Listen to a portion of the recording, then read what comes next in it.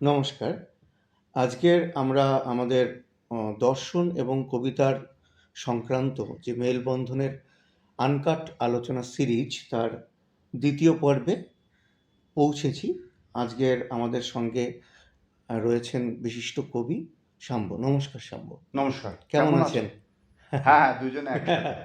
হ্যাঁ, ভালো আছি। আপনি ভালো আছেন? হ্যাঁ, আমি অসাধারণ রয়েছি। তবে একটা কথা তোমায় আমি বলি, হুম। এটা আ আমি নিজেকে সাহসী ভাবতাম। কিন্তু আমি দেখলাম তুমি আমার থেকে বেশি সাহসী। আচ্ছা। কেন বলো তো? তুমি একটা ৩ ঘন্টার এপিসোড কবিতা নিয়ে, মানে তার কোনো কাটছাঁট করোনি, করতে দিলে না এবং হ্যাঁ, পুরোটাই রাখলে। হ্যাঁ। এত বড় সাহস বোধহয় আমিও দেখাতে পারতাম ৩.৫ না। ঘন্টা। ৩.৫ ঘন্টা, হ্যাঁ, যেটা আমাদের ১ম এপিসোডটা রয়েছে। হ্যাঁ। এবং আমাকে অনেকে বলেছে যে এটা নাকি তারা একাধিকবার আ শুনেছে। আমি একটা YouTube চ্যানেলের কিছু লোকের সাথে আমার আ যোগাযোগ রয়েছে। হ্যাঁ, আ আনবাক্স বলে, তুমি হয়তো আনবাক্স। জানো, হ্যাঁ। হ্যাঁ, হ্যাঁ। ওদের টাইটেল সংটা আমাকে লিখতে বলেছিল। তো তারপর থেকে ওদের কাজের সাথে আমি অনেকটাই হুম, হুম। ভলান্টারিলি জড়িয়ে পড়েছিলাম। ওরা আমাকে কিন্তু বলল যে আমাদের টিমের অনেকে একাধিকবার। আমি বললাম, বলছো কি? ৩.৫ ঘন্টার তো সিনেমার থেকেও বড়। বড়, হ্যাঁ। হ্যাঁ, সেই। না, ওটা আমি চেয়েছি অ্যাজ ইট ইজ, যা আমাদের আলোচনা থেকে যে প্রোডাক্টিভিটি বেরোবে সেটাই থাকবে। প্রত্যেকবারই তাই থাকবে। এটা এবারেও, ভালো। হ্যাঁ, এবারেও তাই থাকবে। তো আজকের আমাদের মূলত যে আলোচনা সেটা একদম প্রাচীন সময়ের সময়কে ধরার চেষ্টা করব। শুধু সময় নয়, প্রাচীন সময়ের সঙ্গে প্রাচীন স্থান এবং পাত্র, স্থানকাল পাত্র সারা পৃথিবীর আহ, আমরা ছুঁয়ে যাওয়ার চেষ্টা করব প্যারালালি। দর্শন, সেই সময়ের ইতিহাস, সেই সময়ের সাহিত্য। তো আমরা কি শুরু করতে পারি? হ্যাঁ, নিশ্চয়ই। আচ্ছা। তো আম, আমাদের যে প্রথম পর্বের প্রথম কি বলবো অনুপর্ব, সেটা নাম রাখা যেতে পারে early thinkers and myth two philosophy. আচ্ছা, আচ্ছা। আচ্ছা। তো তার প্রথম প্রশ্ন আমি সরাসরি আপনাকে করছি। থেলিস কেন বলেছিলেন সব কিছুর উৎস হলো জল? আচ্ছা। দেখো, থেলিস নামটা বললে অনেকে জানেন, আবার যারা হয়তো জানেন না তাদের আ জ্ঞাতার থেকে অল্প একটু বলে রাখা উচিত। নিশ্চয়। যে আমরা যখন আ গ্রিক সাহিত্য বলি, তখন একটা ডিস্টিংক্ট মার্ক করি যে হুম। সক্রেটিসের পরের হ্যাঁ, লোকেরা এবং এবং সক্রেটিসের আগের। সক্রেটিসের আগের লোকেরা, অর্থাৎ যেটা ইংরেজিতে বলে প্রি সক্রেটিক একদম। এরা। হুম, তো থেলিস তাদেরই মধ্যে একজন ছিল। এখানে আমার দুটো কথা সংক্ষেপে জানিয়ে রাখা দরকার। তা না হলে প্রি সক্রেটিকদের প্রতি অন্যায় করা হয়। প্রি সক্রেটিক বলতে একটা অদ্ভুত ধারণা মানুষের থাকে, হুম, উম, যে এরা বোধহয় সক্রেটিসের থেকে ভাবনা চিন্তায় খাটো, কম কম। হুম, হুম, হুম, তো এটা কিন্তু মোটেই তা নয়। দেখা গেছে যে অনেক আশ্চর্যজনক প্রশ্ন হুম, কিন্তু এরা করেছে। সক্রেটিস মূলত কিন্তু খুব একটা প্রাকৃতিক উপাদান নিয়ে প্রশ্ন করেনি। তার কিছু অ্যাবস্ট্রাক্ট প্রশ্ন ছিল। সত্য কি? হুম, বীরত্ব কি? হুম, হুম, সততা কি? হুম, এইগুলো ছিল সক্রেটিসের মূল ভাবনা চিন্তার বিষয়। সক্রেটিস কিন্তু খুব একটা সংখ্যা নিয়ে বা জল নিয়ে, আগুন নিয়ে হুম। আ খুব একটা যে ভাবনা চিন্তার নজির আমরা পাই, মানে আবার সক্রেটিস করেনি বলাটা ভুল। মানে এট লিস্ট প্লেটো তার সম্পর্কে যা বলেছেন। সম্পর্কে তাই প্লেটো এবং কয়েকজন ছাড়া, এছাড়া তো আমাদের আর উপায় নেই। সক্রেটিস কি ভেবেছিল? উনি তো হুম, এক বর্ণ লিখে যাননি। লিখে যাননি। হ্যাঁ। তো এইখানে কিন্তু দেখা যাচ্ছে প্রি সক্রেটিক যারা, অর্থাৎ 800 BCE, মানে আহ, খ্রিস্টপূর্বাব্দ। খ্রিস্টপূর্বাব্দ 800 বছর আগে, হুম, প্রাকৃতিক এলিমেন্টগুলোকে নিয়ে প্রশ্ন করছে। হুম, তারা তো দেখছে, আবার বলছি, দেখা মানে দর্শন। হুম, তারা বিভিন্ন জিনিস খুঁটিয়ে দেখছে। একদম বাচ্চারা যেমন খেলনা ভেঙে দেখার চেষ্টা করে, তুমি করেছো কখনো? একটা খেলনা হ্যাঁ, ভেতরে, করেছি, হ্যাঁ, করেছি। ভেঙে ঠুকে দেখা যে আওয়াজটা কোত্থেকে আসছে। হুম, হুম। তো তারা সেই রকম বাচ্চাদের মতো প্রাকৃতিক উপাদানগুলোকে ভেঙে ঠুকে দুমড়ে বোঝার চেষ্টা করছে। হুম। এবং সেই সব বোঝাগুলোর থেকে, সেই সব দর্শনগুলোর থেকে তাদের নানা রকম চিন্তা ভাবনা বেরিয়ে আসছে। হুম, তো তুমি আজকে দেখো, আমি এটা অবাক হয়ে যাই, সেই সময়কার মানে আজ থেকে প্রায় 3000 বছর আগে, হুম, সক্রেটিসেরও তো আগে, হুম, হুম, কোনো যন্ত্রপাতি সেরকম আধুনিক নেই, হুম, না মাইক্রোস্কোপ আছে। হ্যাঁ। হুম, আহ, কি করে একটা লোক বলল যে জলই উৎস? সমস্ত তুমি, হ্যাঁ, শক্তির, হ্যাঁ, আজকের দিনের বিজ্ঞানীকে জিজ্ঞেস করে দেখো, বলে হ্যাঁ জল, তোমার শরীর 80% জল, 80% জল। 80% জল। যে গ্রহে জল নেই সে গ্রহে প্রাণ নেই। যে গ্রহে, যে গ্রহে জল শেষ হয়ে গেছে, যেমন বলা হয় যে মার্সে এক সময় জল ছিল, হুম, হুম, সেখানে জল যখন এখন গিয়ে যখন কিউরিওসিটি, এই যে রোভারগুলো হ্যাঁ, হ্যাঁ, পাঠিয়েছে, হ্যাঁ, যে হুম, গাড়িগুলো পাঠিয়েছিল, যেগুলো প্রায় 6 বছর ধরে মার্সে ঘুরে বেরিয়েছে এবং হুম, ছবি পাঠিয়েছে, তো তারা বলছে যে এখানে একটা সময় হয়তো জল ছিল, কিন্তু জলের সাথে সাথে জল যখন শেষ হয়েছে, জীবনও শেষ হয়ে শেষ গেছে। হয়ে যাচ্ছে। আবার ভাষার কি সুন্দর দেখো, জলই হচ্ছে জীবন। হুম, হ্যাঁ। তো এটা তো আশ্চর্যের কিছু নয় যে জল উৎস। জল ছাড়া জীবন সম্ভব না। কোনো কিছুই সম্ভব না, মানে জীবিত কোনো কিছু সম্ভব, হুম, হুম, তাই না?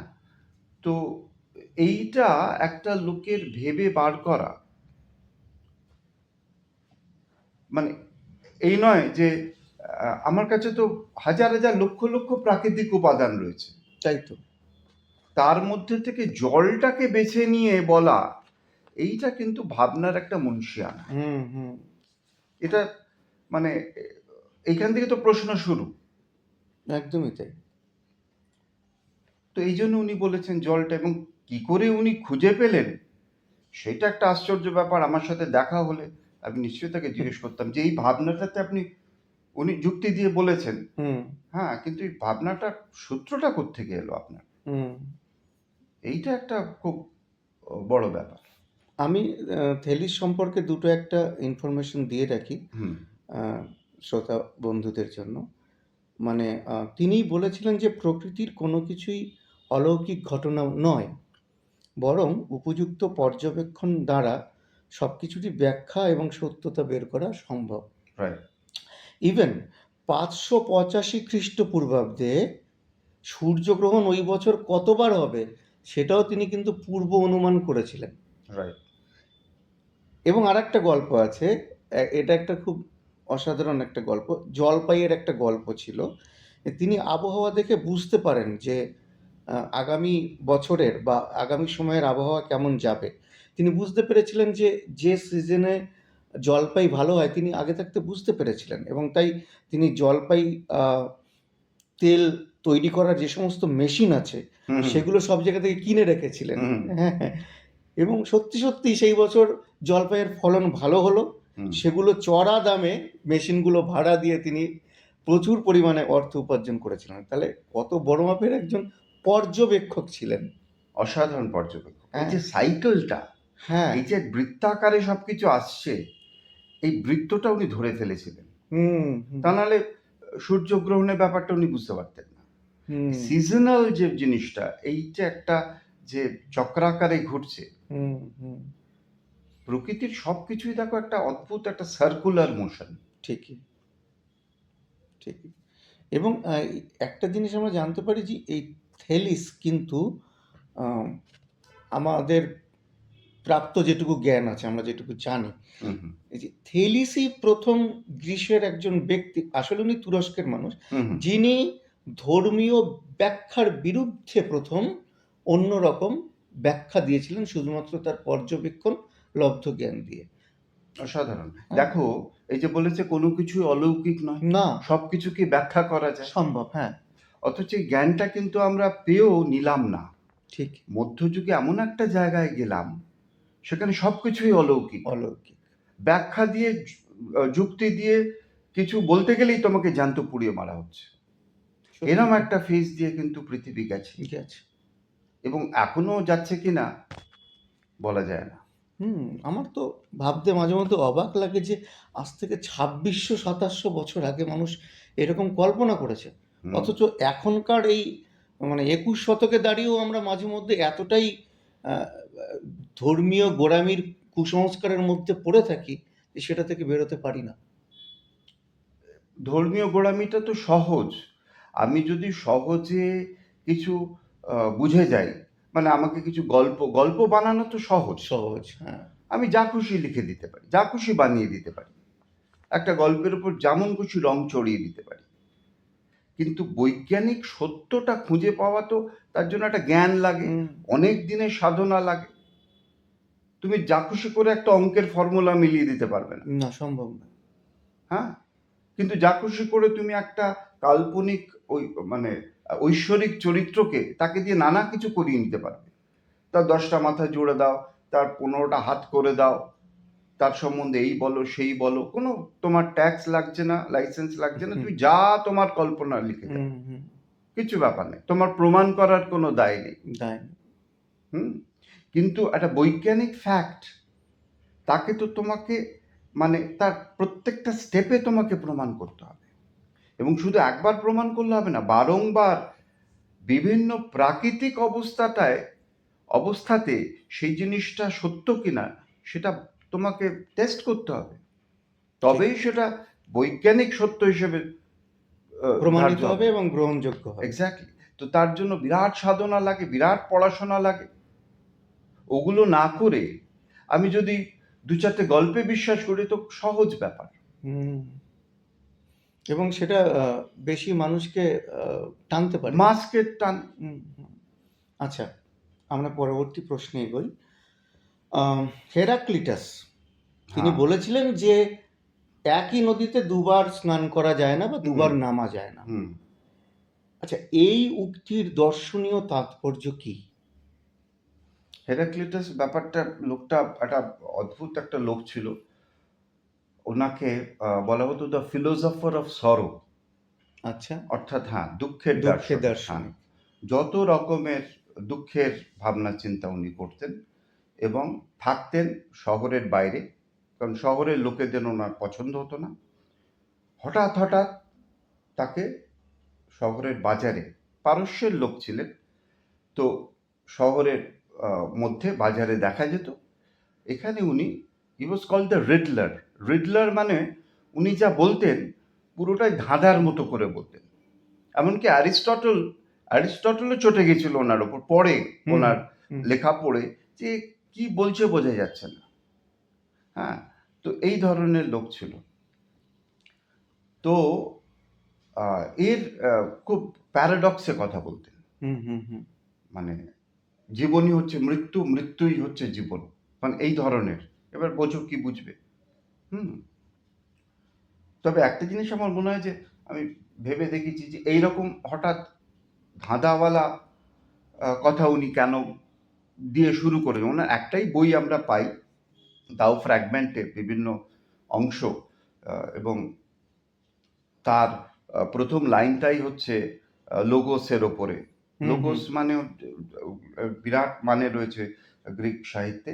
তবে লোগোস মানে হচ্ছে যে জিনিসটা স্থির, যে জিনিসটার কোনো পরিবর্তন নেই, কনস্ট্যান্ট, হ্যাঁ। কনস্ট্যান্ট। সেটা ল্যাঙ্গুয়েজ হতে পারে বা কোনো ঐশ্বরিক প্রাকৃতিক কোনো ক্ষমতা হতে পারে।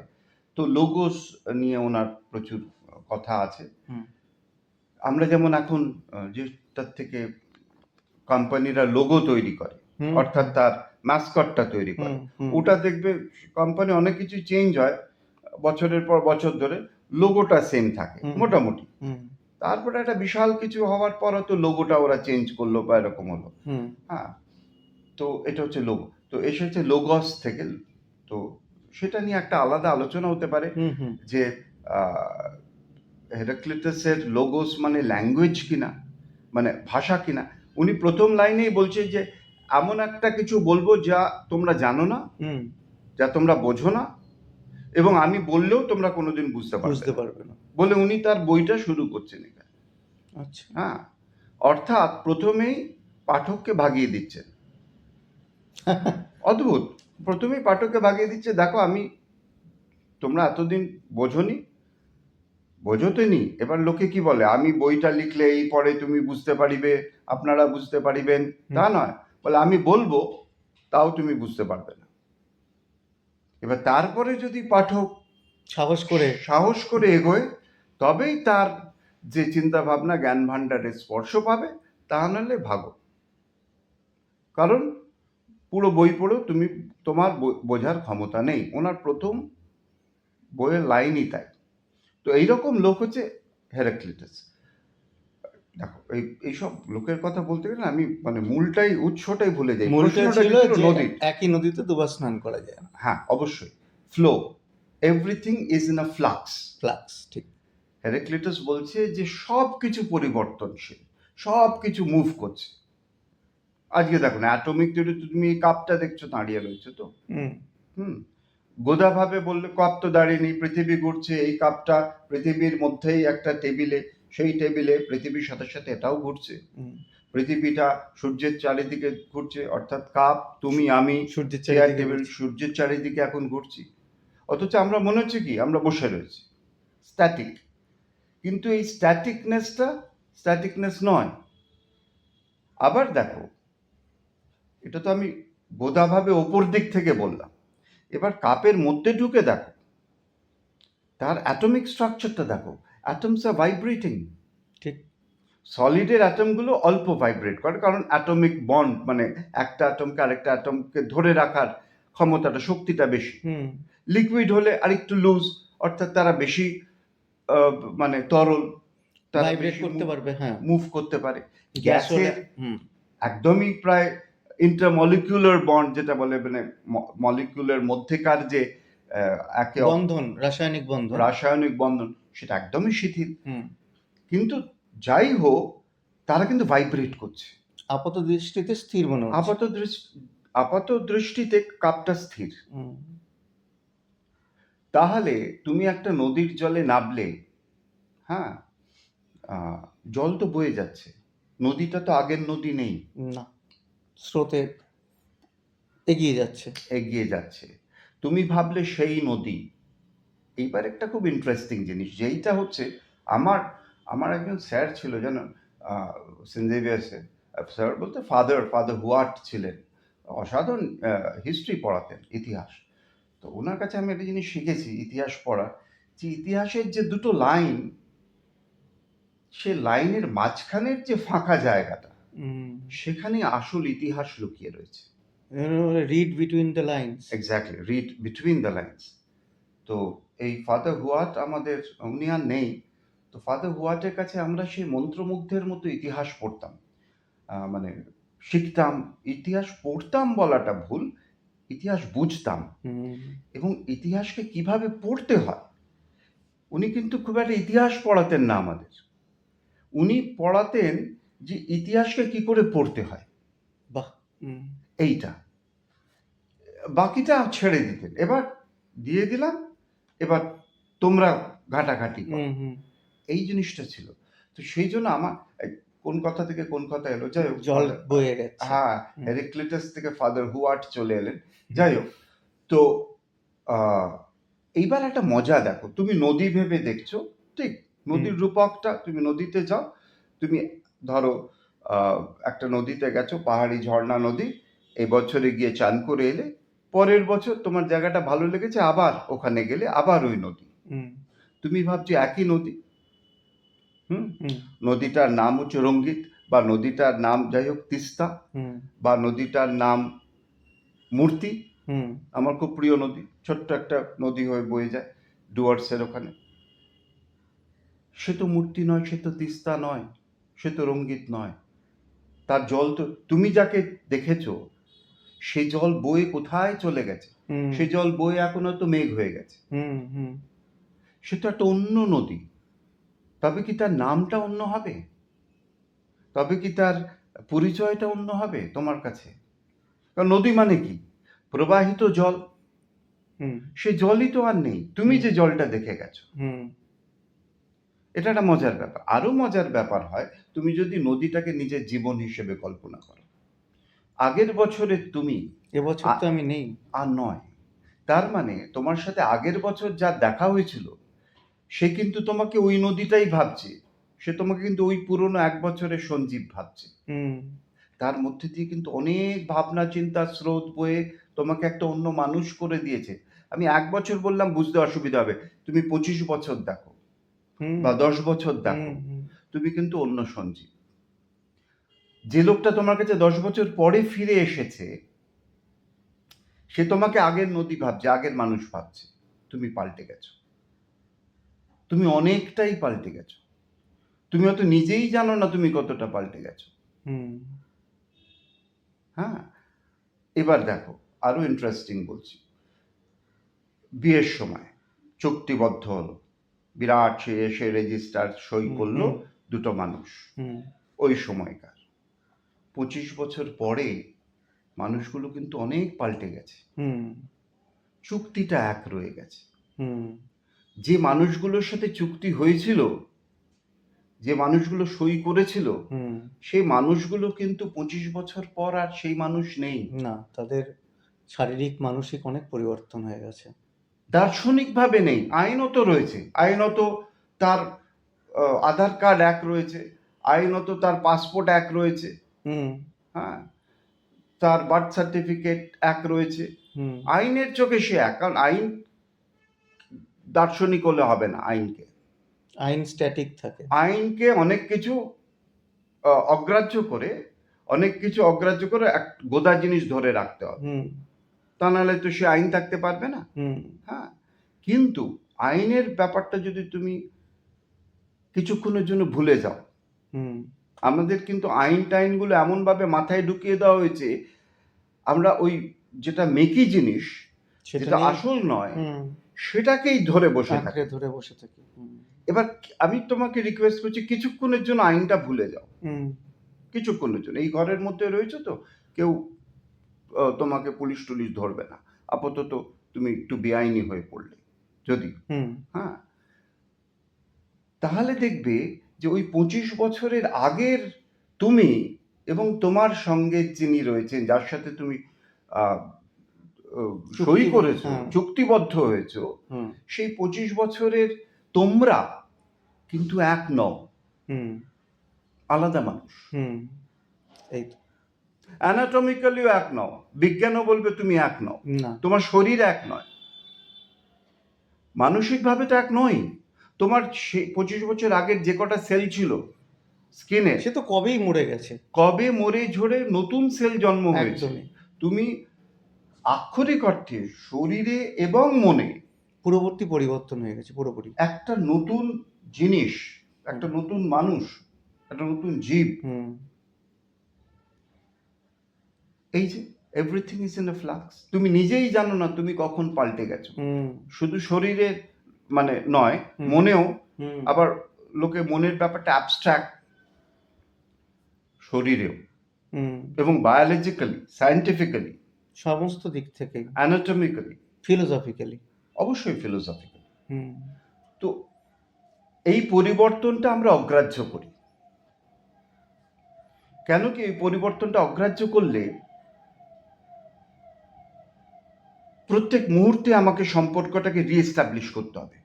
হুম যেটা বুদ্ধ বলেছে, প্রত্যেক মুহূর্ত হচ্ছে নতুন মুহূর্ত। প্রত্যেক মুহূর্ত কে তোমাকে আহ, তুমি আমার স্ত্রী, তুমি আমার বান্ধবী, তুমি আমার ছেলে, তুমি আমার মেয়ে, প্রত্যেক মুহূর্তে এটাকে রিএস্টাবলিশ করতে হবে। হুম তা না হলে কিন্তু আমি আগের কিছু কাজ সম্পর্ক ধরে এখনকার আহ, আহ, সম্পর্কগুলো এস্টাবলিশ করতে পারি না, হুম যে জন্য সংঘাত হয়। হুম আজকে আজকে সংঘাত হচ্ছে খুব, আমরা সেই 25 বছর আগের মানুষটাকে ধরে বসে রয়েছি, আমার পার্টনারও ধরে বসে রয়েছে, আমিও 25 বছর আগের তাকে ধরে বসে রয়েছি। হুম আমরা যে পরিবর্তন হয়ে গেছে আমাদের, হুম সেইটা আমরা মেনে নিতে পারছি না, ঠিকই। মেনে নিতে পারছি না। হুম তো হেরাক্লিটাস এটাই বলেছে যে মেনে নাও। হুম মেনে নাও। হুম সমস্ত কিছুই অবিরাম পরিবর্তনশীল। হ্যাঁ, এবং এটা মুখে বলা খুব সহজ, কিন্তু দেখো নিজের জীবন দিয়ে নিজের শরীর দিয়ে যখন দেখছো কি হুম অদ্ভুত লাগছে। হুম সেই জন্য একই নদীতে দুবার স্নান করা যায় না। এবার ব্যাংক তো সেটা মানবে না। ব্যাংকের কাছ থেকে তুমি ধার নিলে, একই মানুষ রয়ে গেছেন। তারপরে 5 বছর পর ব্যাংক বলে কি হলো আপনি টাকা দিচ্ছেন, বলে আমি তো সে নই, আমার মন চেঞ্জ হয়ে গেছে, আমার দেখুন শরীরও চেঞ্জ হয়ে গেছে, সে তো অন্য লোক নিয়েছিল। এখন তো হ্যাঁ, এখন এই দার্শনিক এবং বৈজ্ঞানিক মতে যদি মেনে নাও, তা ব্যাংক ফেল করে যাবে। এই জন্য আমাদের কিছু অদার্শনিক অবৈজ্ঞানিক ব্যাপারকে সত্যি বলে মেনে নিতে হচ্ছে। আচ্ছা, হেরাক্লিটাস থেকে আর একটা প্রশ্ন। হ্যাঁ। হেরাক্লিটাস বলেছিলেন যুদ্ধই সবকিছুর জননী। হুম। আপনার কি মনে হয় তাই? হ্যাঁ, তা তো বটে। তাই বলে যে আমি যুদ্ধ আমি যদি কোনো আমি ঘৃণা কোনো কিছু করি না, জানো। আমি নিজেকে শিখিয়েছি, অনেক কষ্ট করে শিখিয়েছি কোনো কিছুকে কাউকে ঘৃণা না করতে, একটা জিনিস ছাড়া। আমি যুদ্ধকে ভীষণ ঘৃণা করি। যুদ্ধটা মানে মানুষকে এত অকারণ মেরে ফেলে, এই একটা জিনিসকে আমি মনে প্রাণে ঘৃণা করি। তো যাই হোক, হেরাক্লিটাসের যুদ্ধটা হয়তো অন্য রকমের যুদ্ধ। উনি তো আগুনের উৎস হিসেবে ভেবেছেন তো। আগুনকে উৎস হিসেবে আগুন বলেছেন। কেউ ভেবেছে জল, উনি ভাবছেন আগুন। হুম হ্যাঁ, তো আগুনটা কিভাবে আসে দেখো।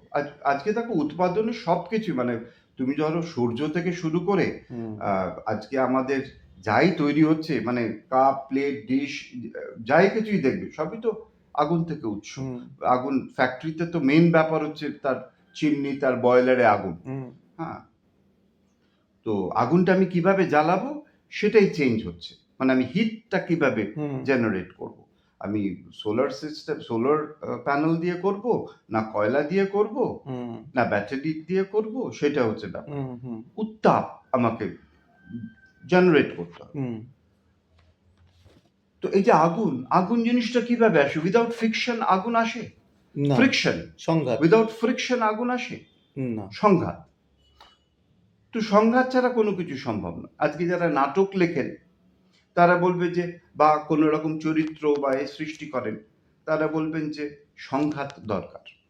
হুম সংঘাত ছাড়া চরিত্রের মজা আসে না। হুম সে উঁচু নিচু অনেক কিছুর ওপর দিয়ে নিচ দিয়ে যাবে সেই চরিত্রটা, তারপরে একটা সে তার পরিণতি খুঁজে পাবে। হুম তো সংঘাত, তুমি দেখো তোমার মনের মধ্যে সংঘাত নেই, হুম সবসময় একটা হুম যুদ্ধ আছে, হুম যার মধ্যে থেকে অন্য কিছু বেরোয়। হুম হ্যাঁ, কত রকম ভাবনা চিন্তার আহ, মানে বিপরীতধর্মী ভাবনা চিন্তার সংঘাত, হুম তার থেকে তো একটা অন্য কিছু বেরোচ্ছে, হুম হুম জন্মিত হচ্ছে। তো হেরাক্লিটাসের যুদ্ধটাকে যদি তুমি সেভাবে দেখো, আমি সেভাবে দেখতে পছন্দ করি। আমি জানি না লোকটা খুব একটা মারকুটে লোক, মানে সেই রক্তাক্ত যুদ্ধকে সে সমর্থন করেছে বলে আমার মনে হয় না। তাহলে সে শহর থেকে বাইরে কেন একা থাকবে? তবে আমার মনে হয় দেখো, একটা জিনিস বুঝতে হবে, আজকে আমরা এইসব দার্শনিকদের কথা নিয়ে অনেক কথাবার্তা বলি, কিন্তু তাদের অরিজিনাল রাইটিং কিন্তু আমরা খুব ফ্র্যাগমেন্টেড ওয়েতে পেয়েছি। তাও অনেকভাবে ঘুরে ঘুরে। অনেকভাবে অনেকে তাদের সম্বন্ধে লিখেছে, হুম আর তাদের সরাসরি লেখাগুলো টুকরো টুকরো টুকরো টুকরো পেয়েছি। হুম প্যাপাইরাসে তখন নষ্ট হয়ে গেছে, বুঝছো। ইনফ্যাক্ট অ্যাকচুয়ালি এগুলোকে ফ্র্যাগমেন্টসই বলে। হুম হ্যাঁ, মানে কি বলে ওটাকে তোমার, টুকরো। হ্যাঁ, টুকরো টুকরো লেখা হুম অংশ, পেয়েছি, আংশিক লেখা পেয়েছি। আংশিক লেখা। এবার হুম তুমি ধরো একটা কিছু লিখলে, হুম এবার তার থেকে আমি এটা ধরো 3 পাতার কিছু লিখেছো, হুম এবার তার থেকে আমি হয়তো 5টা টুকরো পেয়েছি। হুম সে 5টা টুকরো দিয়ে তার লেখা বা তাকে মানে বিশ্লেষণ করাটা উচিত নয়। না, সে তো ঠিকই। তো আমাদের সমস্ত রকম আলোচনার এতে এটা একটা ফুটনোটস বলে রাখা উচিত। তবে আহ, কিছু কিছু লোক তো তাদের সম্বন্ধে বলেছে, তো হুম সেই নিরিখেই বলছি যে এই কথাগুলো উনি যেটা বলেছেন, হুম যুদ্ধ যারা তো মানে সংঘাত প্রকৃতিতেও তো রয়েছে। হুম হুম পজিটিভ, নেগেটিভ, পজিটিভ মানে নেগেটিভলি চার্জ ইলেকট্রন, হুম পজিটিভলি প্রোটন চার্জ হুম প্রোটন, হুম এদের একটা আহ, যে জন্য অ্যাটমিক স্ট্রাকচারটা তৈরি। হুম নেগেটিভ পজিটিভ ফোর্সগুলো না থাকলে, এবং একটা নিউট্রাল ফোর্স, হুম হ্যাঁ, না থাকলে তো এই অ্যাটমটাই তৈরি হতো না। হুম তুমি আবার দেখো অ্যাটমিক স্ট্রাকচারেও দেখো যে একই দ্বন্দ্ব রয়েছে, একটা হুম মানে পজিটিভ আর নেগেটিভের হুম একটা হুম ব্যালেন্স রয়েছে। হুম তো এটাও তো যুদ্ধ এক ধরনের, ঠিক। হ্যাঁ, অ্যাটমিক লেভেলে যুদ্ধ। তো এই এই যুদ্ধ থেকেই তাহলে কি সবকিছু সৃষ্টি হয়? উনি যেটা বললেন যে যুদ্ধই সবকিছুর জননী। সংঘাত থেকেই তো হয়েছে। হুম তুমি পৃথিবী দেখো না, পৃথিবী কিভাবে তৈরি হয়েছে, তাই তো। আমরা হ্যাঁ, যদি বিগ ব্যাংকে নিয়ে নিই। হ্যাঁ, যেটা তো আহ, ব্রহ্মাণ্ড তৈরি হয়েছে, হুম তারপরে সেগুলোকে একত্র হয়ে একটা সূর্য, সূর্য তো একটা খুবই ক্ষুদ্র একটা তারা, হুম খুবই ক্ষুদ্র। তার মধ্যেকার কিছু টুকরোগুলো এ হয়েছে, ওই যে সংঘাত। হুম আর চাঁদ কি করে তৈরি হয়েছে? সংঘাত পৃথিবী পৃথিবীতে থেকে। একটা টুকরো গিয়ে চাঁদ হয়েছে, হুম কি করে তৈরি হলো? একটা বিশাল কোনো একটা হয়তো উল্কাপাত হয়েছিল, হুম যেখান থেকে পৃথিবীর এই যে সংঘাতে, ইম্প্যাক্টে হুম ছিটকে বেরিয়ে গেছে। ঠিক। তো তোমার জীবনের যা তৈরি হচ্ছে, সংঘাত থেকেই।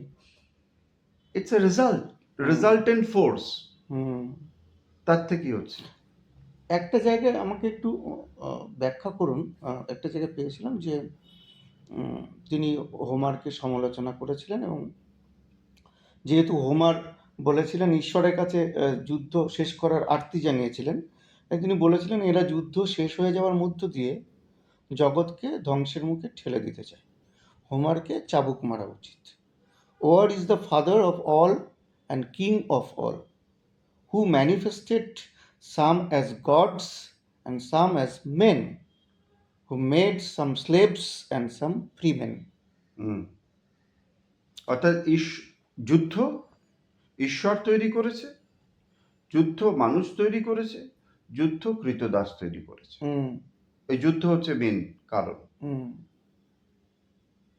এটা তুমি তো কলোনিয়াল সময় দেখলেই বুঝতে পারবে। হুম হুম, হোমার, কলোনিয়াল সময় না, আমি হোমারটা আগে বলে দিই, তারপরে কলোনিয়াল হুম সময় আসি। হোমারের উপর তো অনেকেই চটা ছিল, হুম হ্যাঁ, আহ, আজকে সক্রেটিস, প্লেটো, এরা সবাই চটা হুম ছিল। হুম কেন? আহ, এটা হোমারের অসাধারণ দুটো লেখা, হ্যাঁ, ইলিয়াড, ওডিসি। হুম কিন্তু হোমার ভদ্রলোক তো ঈশ্বর দেখেননি, হোমার ভদ্রলোক দেব দেবী কাউকেই দেখেননি, হোমার ভদ্রলোক যুদ্ধ দেখেননি, না।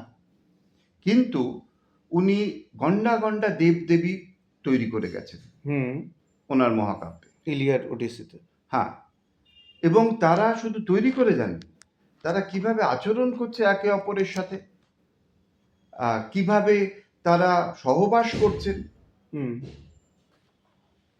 তো হোমার এইরকম ঘন্টা ঘন্টা দেবদেবী তৈরি করে গেছেন, হুম এবং তারা কি করে, তাদের ছেলেদের সাথে মেয়েদের সাথে কি ঝগড়া ঝাঁটি, কিভাবে একদম যেন মনে হচ্ছে যে হোমার মানবিক আচরণ। মানবিক আচরণ, হুম যেন হোমার বসে বসে সেসব দেবদেবীদের ফলো করছেন, দেখছেন, এবং তাদের আচরণ ডকুমেন্ট করছেন। হুম হুম হুম এইভাবে উনি লিখে গেছেন, হুম হ্যাঁ, তাদের মধ্যেকার যে ক্রোধ, তাদের যে যুদ্ধ স্পৃহা, হুম তাদের মধ্যে যে নিজেদের বড় করে দেখানোর ইচ্ছে, হুম এই হুম সমস্তগুলো, তাদের মধ্যে যে অন্যের যে ভালো হোক বা নিজেরকে চাপিয়ে রাখা, মানে তাদের মধ্যে অন্যকে চাপিয়ে রাখার যে একটা হুম ইচ্ছে, মানুষের কাছে সব থাকবে, আমি মানুষকে তৈরি করবো কিন্তু মানুষকে আগুন দেব না, আলো দেব না, এবং যে মানুষের কাছে আগুন পৌঁছিয়ে দেবে তাকে আমি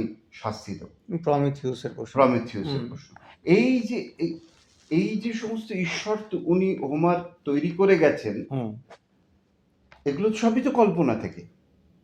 কিন্তু মুশকিল হচ্ছে কি, পরবর্তীকালে এই কল্পনা প্রসূত চরিত্রগুলো এবং চরিত্রের আহ, আচার আচরণ, ভাব ব্যবহারগুলোকে আমরা আক্ষরিক অর্থে সত্যি ভেবেছি, এবং আমাদের উপাস্য হয়ে যাচ্ছে। উপাস্য হয়ে গেছে, এবং আমরা ঈশ্বরকে নকল করছি। হুম, আপনি দেখুন, একটা দেশ, সে বলছে আমি সবাইকে দামিয়ে রাখবো, আমি হচ্ছে ঈশ্বরের জায়গায়, আমি সবাইকে, এরা হচ্ছে সব আহ, এদের মানে অন্যান্য যে সমস্ত দেশগুলো আছে, এতে এরা বর্বর, এদের কোনো শিক্ষা নেই, এদের আমি মানুষ করব, এবং এদের আমি অল্প কিছু জিনিস দেব, সব কিছু দেব না, আগুন দেব না। হুম, হ্যাঁ, তো এই যে কলোনিয়ালিজম, হুম, একটা ছোট্ট দ্বীপ, একটা, হ্যাঁ, ব্রিটেন, গ্রেট ব্রিটেন, সে পুরো পৃথিবীটাকে এই নজরেই দেখলো, এর থেকে আমি শুষে নেব, কারণ আমি ঈশ্বর, হুম, এবং তার পরিবর্তে এরা হচ্ছে বর্বর, এদের কোনো জ্ঞান নেই, কিছু নেই, আহ, আদব কায়দা কিচ্ছু জানে না, হুম, আমরা এদেরকে মানুষ করব, এবং সব পাদ্রি পাঠিয়ে, হুম, হ্যাঁ, এদেরকে আমরা ধর্মান্তরিত করবে। ধর্মান্তরিত করে আমরা মানুষ করব, এবং তার পরিবর্তে এদের সমস্ত কিছু আমরা নিংড়ে শুষে, মানে যেগুলো আহ, সত্যিকারে তেল মশলা, সিল্ক, এগুলো সব শুষে নেব, আর আমাদের দর্শন এদেরকে আমরা দেব, বিকৃত দর্শন। হুম, হ্যাঁ, এই লোকগুলো তো ওই সেই হোমারের দেবতাদের অনুকরণ করছে। হুম, হুম, হ্যাঁ, এইখানে দার্শনিক তখনকার দিনে দেখুন এই হুম, বিপদটা তারা আঁচ করেছিল। তারা বলছিল যে এই ধরনের ধর্ম হুম, মানুষকে, মানুষের সর্বনাশ ডেকে আনবে, ডেকে আনবে। এই ধরনের ঈশ্বর। ওই জন্য হোমারকে বলেছিল চাবুক মারা উচিত, হুম, যে একটা লোক জাস্ট কল্পনা প্রসূত জিনিস তৈরি করে গেল, হুম, হুম, কিন্তু পরে মানুষ সেগুলোকে আক্ষরিক দেবদেবী হিসেবে ধরে তাদের অনুকরণ করে তাদের মতো আচরণ করছে এখনো এখন। সক্রেটিসও তাই খুব আহ, প্লেটো মানে এর বিরোধিতা করেছিল। বিরোধিতা ছিল, বিরোধিতা করেছে। হুম, এবং সবকটা মহাকাব্যই দেখুন সারা এখন, পৃথিবীতেই। হ্যাঁ, দূরের মহাকাব্য দেখলে আমাদের গায়ে আঁচ লাগে না, আমাদের বাড়ির কাছের মহাকাব্যগুলো দেখলেও একই গল্প, হুম, সেখানে আবার বলতে গেলে লোকের মনে আঁচ লাগে। হুম, হ্যাঁ, কিন্তু তা নয়, রামও একটা কবিতার চরিত্র, তাই তো। তাকে ওইভাবে আক্ষরিকভাবে নিলে হবে না, তার দর্শনটা নাও, হুম, সেটাকে একটা কবিতা হিসেবে ট্রিট করো। হুম, ঠিকই। আচ্ছা, আমাদের পরবর্তী দার্শনিক হচ্ছেন পারমেনিডিস বা পারমেনিডাইস। হুম, তিনি আবার পরিবর্তনকে অস্বীকার করলেন, মানে হেরাক্লিটাসকে অমান্য করলেন। তিনি হুম, বললেন সত্তা হচ্ছেন এক এবং অপরিবর্তনীয়। হুম, ঠিক। আপনার কি মত? দেখো, প্রথম দিকে না পড়লে তোমার মাথায় একটু গুলিয়ে যেতে পারে, এ একরকম বলেছে, এ জল বলেছে তো এ আগুন, হুম, এ বলছে, হেরাক্লিটাস বলছে সব কিছু বহমান, কোনো কিছু স্থির নয়, এ বলছে সবই স্থিতিশীল, স্থিতিশীল। তাই না? একদমই তাই। তো কোনটা, কোনটা ঠিক? কোনটা ঠিক? কোনোটাই ঠিক নয়, হুম, সবটাই ঠিক। হুম, আমাদের প্রকৃতিকে, প্রকৃতির যে তুমি যদি আহ, রহস্যটা বোঝার চেষ্টা করো, বোঝো বলা ভুল, হুম, বোঝার চেষ্টা করো, দেখবে প্রকৃতির মধ্যে বৈপরীত্য রয়েছে, বৈপরীত্য, হুম, হুম, অপোজিট সব জায়গায় রয়েছে। হ্যাঁ, আহ, এই বৈপরীত্য থেকে কিন্তু সবকিছুর উৎপাদন। তো আজকে দর্শনের মধ্যেও রয়েছে, হুম, আজকে সবকিছু ফ্লাক্স, সবকিছু মুভমেন্ট, হুম, আবার সবকিছু স্থিতিশীল, স্থিতিশীল। স্থিতিশীল, আবার সবকিছু স্থিতিশীল, দুটোই সত্যি, একটা কয়েনের এপিঠ ওপিঠ, হুম, তুমি কোনভাবে কোন পিঠটা দেখছো। হেরাক্লিটাস যেমন বলেছিলেন সবকিছুই পরিবর্তনশীল, তিনি কিন্তু আবার ওই ইউনিটি অফ অপোজিটসের কথাও বলেছিলেন। হ্যাঁ, বলেছিলেন তো, যুদ্ধটা আসে কি করে, আগুন জ্বলে কি করে, সংঘাত থেকে, ফ্রিকশন থেকে। ফ্রিকশন থেকে। হুম, তো দেখো, তুমি বলবে যে সব কিছুই একটু মুভ করছে, হ্যাঁ, তাহলে সত্তা এক কেন?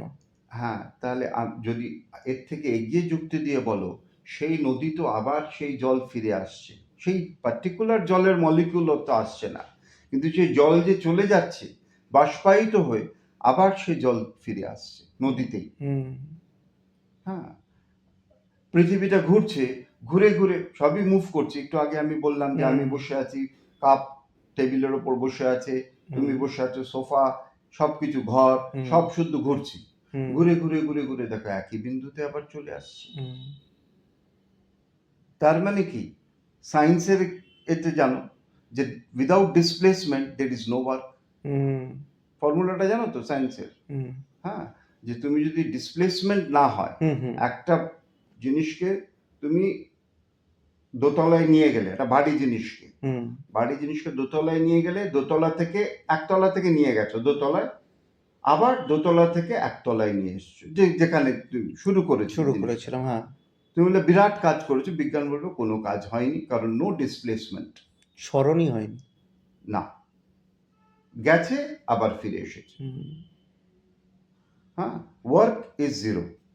তো তুমি দেখো, বৈজ্ঞানিকভাবেও তুমি বলতে পারো যদি একটা জিনিস ঘুরে ঘুরে একই জায়গায় এসে যায়, হুম তাহলে সে কোনো কাজই করেনি বলতে হবে। হুম হুম তুমি যেটা যেভাবে দেখে ব্যাখ্যা করতে পারো, দেখাটাই আসল। দেখাটাই আসল। আমাদের প্রথম এপিসোডের হ্যাঁ, সেই কথাটা। হ্যাঁ, এই পার্মেনাইডিস বা পার্মেনিডিস বলেছিলেন যে আমরা যে পরিবর্তন বা এই যে বহুত্ব জিনিসটা দেখতে পাই, এটা আসলে আমাদের মানুষের ইন্দ্রিয় উপলব্ধির হচ্ছে ভুল। হুম, আমাদের ইন্দ্রিয় যে উপলব্ধি করে, আমি যেটা দেখতে পাই আপনি সেটা হয়তো দেখতে পাবেন না। হুম, সত্তার ক্ষেত্রে পরিবর্তন সম্ভব নয়। হুম, যদি তা হয় তবে তা সত্তা থেকে অস্তিত্বহীনতায় যাওয়া, হুম, হুম, যা সম্ভব নয়, অথবা সত্তার একটা নতুন রূপ ধারণ করা, যা হলে সত্তা আর অপরিবর্তনীয় থাকে না। হুম। তাই তিনি বলেছিলেন যে অল ইজ ওয়ান, সমস্ত কিছু হচ্ছে। অসাধারণ কথা। তুমি দেখো, আমি অবাক হয়ে যাই। হুম এই যে এই ভাবলো, হ্যাঁ জানো তো, মানে ভীষণ ইচ্ছে করে বিশ্বাস করতে, ওই চ্যারিয়ট অফ গডসের পড়া, হুম যে অন্য গ্রহের প্রাণীরা এসে বোধহয় এদের সাথে কিছু বাক্যালাপ করে গেছে, কিছু একটা দিয়ে গেছে। মানে এটা খুব ইচ্ছে করে বিশ্বাস করতে। হ্যাঁ, না হলে আজ থেকে 2500-3000 বছর আগে ওই রকম ভাবে দার্শনিক উন্নতি। কি করে সম্ভব? আজকে তো অ্যাটমিক সায়েন্স তাই বলছে, সমস্ত অ্যাটম একটা শিম্পাঞ্জি যে অ্যাটম দিয়ে তৈরি, আমি সেই অ্যাটম দিয়ে তৈরি, আমি ডিএনএ এর কথা যাচ্ছি না। এই চায়ের কেটলিটা সেই অ্যাটম দিয়ে তৈরি, সোনা সেই অ্যাটম দিয়ে তৈরি। হ্যাঁ, অ্যাটম ইজ দ্য সেম। এই অ্যাটমের কম্বিনেশনে মলিকিউল হচ্ছে, মলিকিউলগুলো আলাদা, হুম কিন্তু টেবিল, চেয়ার, মানুষ, তুমি, আমি, সূর্য, তারা, নক্ষত্র, যা দেখছো, সবই এক। একটা one type of atom, hmm atom, hmm তার স্ট্রাকচারটা সেম। সেম। বিভিন্ন পারমুটেশন কম্বিনেশনে বিভিন্ন জিনিস হচ্ছে, বিভিন্ন, এই যে বৈচিত্র্যতা দেখছো, এটা হচ্ছে ওই একই জিনিসের বিভিন্ন পারমুটেশন কম্বিনেশন। যেমন লেগো দিয়ে আমি যদি, লেগো বানায় জুড়ে জুড়ে লোকে খেলনা বানায়, হুম হুম হুম ওই রকম যেরকম যে শেপ দিতে পারে, বিল্ডিং ব্লকটা সেম, সেম, শেপটা যেরকম দেবে সেই রকম আউটকাম হবে। ডিফারেন্ট শেপ হুম হচ্ছে। তো তুমি চিন্তা করে দেখো, ওই 3000 বছর, 2500 বছর সত্যি, আগে, মানে সক্রেটিসেরও কত আগে। আগে কি করে একটা লোক বলল, যেখানে সে এত বৈচিত্র্যতা দেখছে, সব আলাদা, মানে একটা মানুষ একটা মানুষের থেকে আলাদা, দেখতে, স্বভাব, চরিত্র, উচ্চতা, দৈর্ঘ্য, সব। হুম সেখানে লোকটা বলল কি করে সত্তা এক। সত্তা এক, এবং সবকিছু একই জিনিস দিয়ে তৈরি। হুম এবং এই যে আমরা বৈচিত্র্যতা দেখছি, এটা আমাদের দৃষ্টিভ্রম, হুম মানে আমরা দেখতে পাচ্ছি না ঠিক করে, হুম ওই জন্য আমরা আলাদা দেখছি। যদি সে, মানে তার মানে কি, মানে একদম সেই অ্যাটমিক ভিশন দিয়ে তুমি যদি দেখো, দেখবে সব এক। সব এক। মানে শুধু জীবিত জিনিস এক নয়, মৃত যেগুলো, মানে ক্লিবলিঙ্গ, পাথর, জড়বস্তু। জড় বস্তু, তাও এক, হুম ওই সেম বিল্ডিং ব্লক। ঠিক। এবার আম, আম, পিথাগোরাস হুম পিথাগোরাস সংখ্যাকে কেন জগতের মৌলিক সত্য হিসেবে দেখেছিলেন, হুম এবং সঙ্গীত আর গণিত হুম এই দুটোর মিলনে তার ভাবনা আজকের বিজ্ঞানকে কিভাবে প্রভাবিত করে? দেখো, সঙ্গীত তো অবশ্যই এটা তো খুব সহজ। তো একটা রিদম আছে, হুম একটা ওয়েভ আছে, একটা বিট আছে। হুম হ্যাঁ, তার তো একটা বাঁধা ধরা ফর্মুলা আছে হুম সঙ্গীতের। হুম মানে যে সঙ্গীতটা আমরা ব্যাকরণগত সঙ্গীত হিসেবে ধরি আর কি, হুম হুম মানে এইস্থেটিক্যালি যেটাকে সঙ্গীত বলি। হুম আহ, তুমি কিছুক্ষণ আগেই তো আলোচনা বললে যে একটা আহ, যদি ধাতুর মধ্যে কেউ একটা কিছু বাড়ি মারে, তার যে আওয়াজ, হুম সেটাও তো সঙ্গীত হতে হুম পারে। হুম যে কোনো আওয়াজই সঙ্গীত হতে হুম পারে, তাই না? তো পিথাগোরাসের সংখ্যা তত্ত্ব, সংখ্যাটা একটা সাংঘাতিক জিনিস।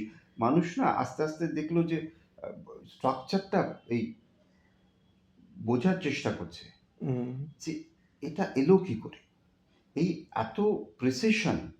হুম হ্যাঁ, হুম তোমাকে আমি সহজ হাতের সামনের উদাহরণ দিচ্ছি। হুম পিথাগোরাস বুঝতে গেলে, ভদ্রলোক বড্ড জ্বালিয়েছে ম্যাথস ক্লাসে, পিথাগোরাস থিওরাম ফিওরাম। হ্যাঁ, তো যাই হোক, আমি তোমাকে সহজ উদাহরণ দিচ্ছি। আমি এটা আমি আমার বললাম না, আমি ওই মীরালোকে ক্লাস করি। হুম তো সেইখানে একটা ক্লাস আছে যে আজকে আমরা ঈশ্বরের দর্শন করব।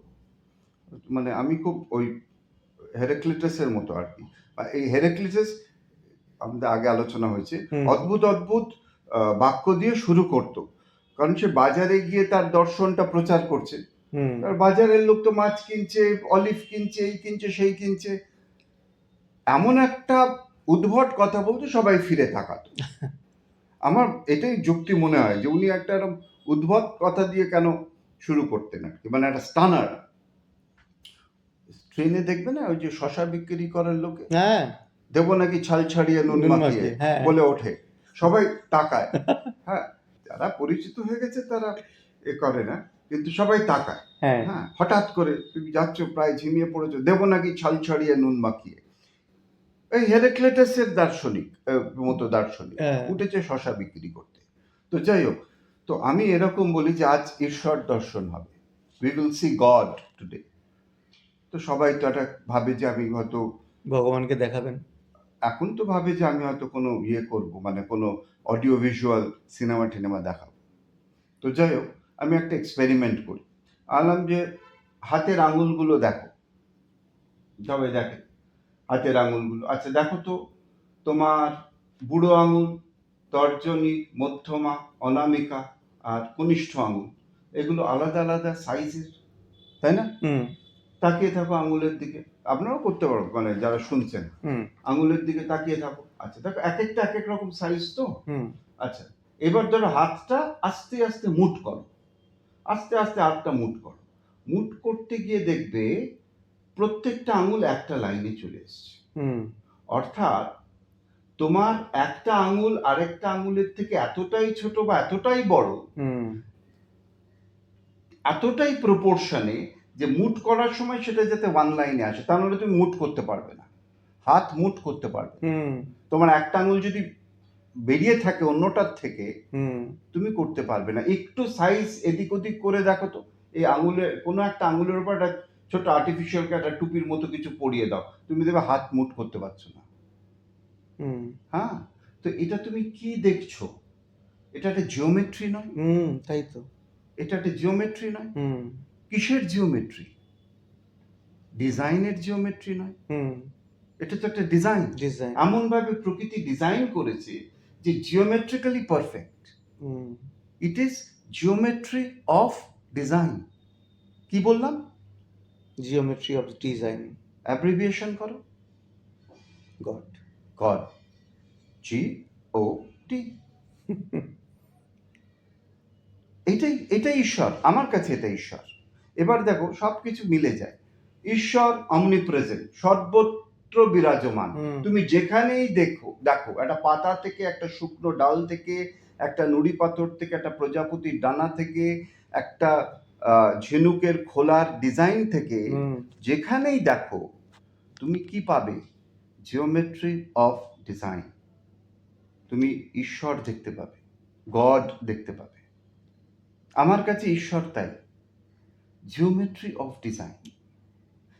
আমি ব্লুপ্রিন্টটা দেখতে পাই সঞ্জিত, আমি হুম ব্লুপ্রিন্টটা দেখতে পাই, কিন্তু এই ব্লুপ্রিন্টের পেছনে যে শক্তি, হুম সেইটা আমার, যেই জায়গায় আমার ভাবনা গুলিয়ে যায়। হুম জিওমেট্রি অফ ডিজাইন তো বললাম, ডিজাইনটা করলো কে বা কিভাবে, হুম কিসে, কে বললে একটা মানুষ তৈরি হবে, বা একটা মানুষের মতো কিছু কল্পনা হুম করে হুম হুম একটা অদ্ভুত জায়গায় মানুষ চলে যায়। হুম কিন্তু আমরা তো ফর্মটাকে ভাবি, একটা শক্তি কিছু হুম তো এটা তৈরি করেছে, এই হুম জিওমেট্রিটা তো হয়েছে। হুম যে এই নিপুণ জিওমেট্রিটা হুম কে তৈরি করলো, বা কোন কিভাবে শক্তি এলো? তৈরি, হুম কিভাবে এলো? হুম এই জায়গায় আমার ভাবনা গুলিয়ে যায়, বা এই জায়গায় বিজ্ঞানের ভাবনাও গুলিয়ে যায়। আমি নিজেকে খুব একটা দোষ দিয়ে লাভ নেই, ঠিক আছে? হুম তো এইটা হচ্ছে গড। রামকৃষ্ণ বলল না যে আমি ঈশ্বর দেখতে পাই, তুই যেমন বিবেকানন্দ বলেছিল, তোর সাথে যেমন কথা বলছি আমি সেই সময় ঈশ্বরের সাথে দেখতে পাই। তুমি যদি এভাবে দেখো, তুমিও ঈশ্বর ধরতে পারবে, ছুঁতে পারবে, কথা বলতে পারবে হুম প্রকৃতির মধ্যে। হুম কারণ ঈশ্বর বিরাজমান, সর্বত্র বিরাজমান, অমনিপ্রেজেন্ট। হুম আমি যেখানেই দেখি, যা দেখি, আমি ঈশ্বর দেখতে পাই। I can see the geometry of design. ঠিক। মানে এইখানেই পিথাগোরাসের সংখ্যাতত্ত্বের গুরুত্ব। এইখানে ভদ্রলোক বলছে যে সব কিছু তো মেপে ঝুঁকে তৈরি, এই এত মাপঝোঁক করলো কিভাবে, হুম কিভাবে হলো হুম এত, মানে ম্যাথমেটিক্যাল প্রিসিশন কি করে সম্ভব সৃষ্টির মধ্যে? এবড়ো খেবড়ো নয়, কোনোটাই এবড়ো খেবড়ো নয়, হুম কোনোটাই আউট অফ ম্যাথমেটিক্যাল প্রপোর্শন নয়। হুম আপাত দৃষ্টিতে মনে হতে পারে, তা নয়। হুম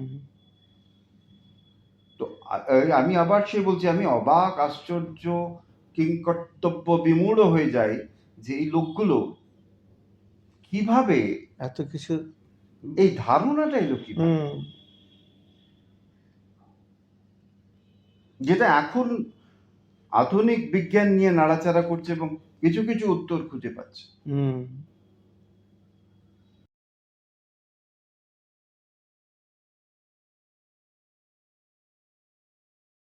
না যাই, পরের প্রশ্ন প্রোটাগোরাসকে নিয়ে। হুম প্রোটাগোরাসের আপেক্ষিকতাবাদ।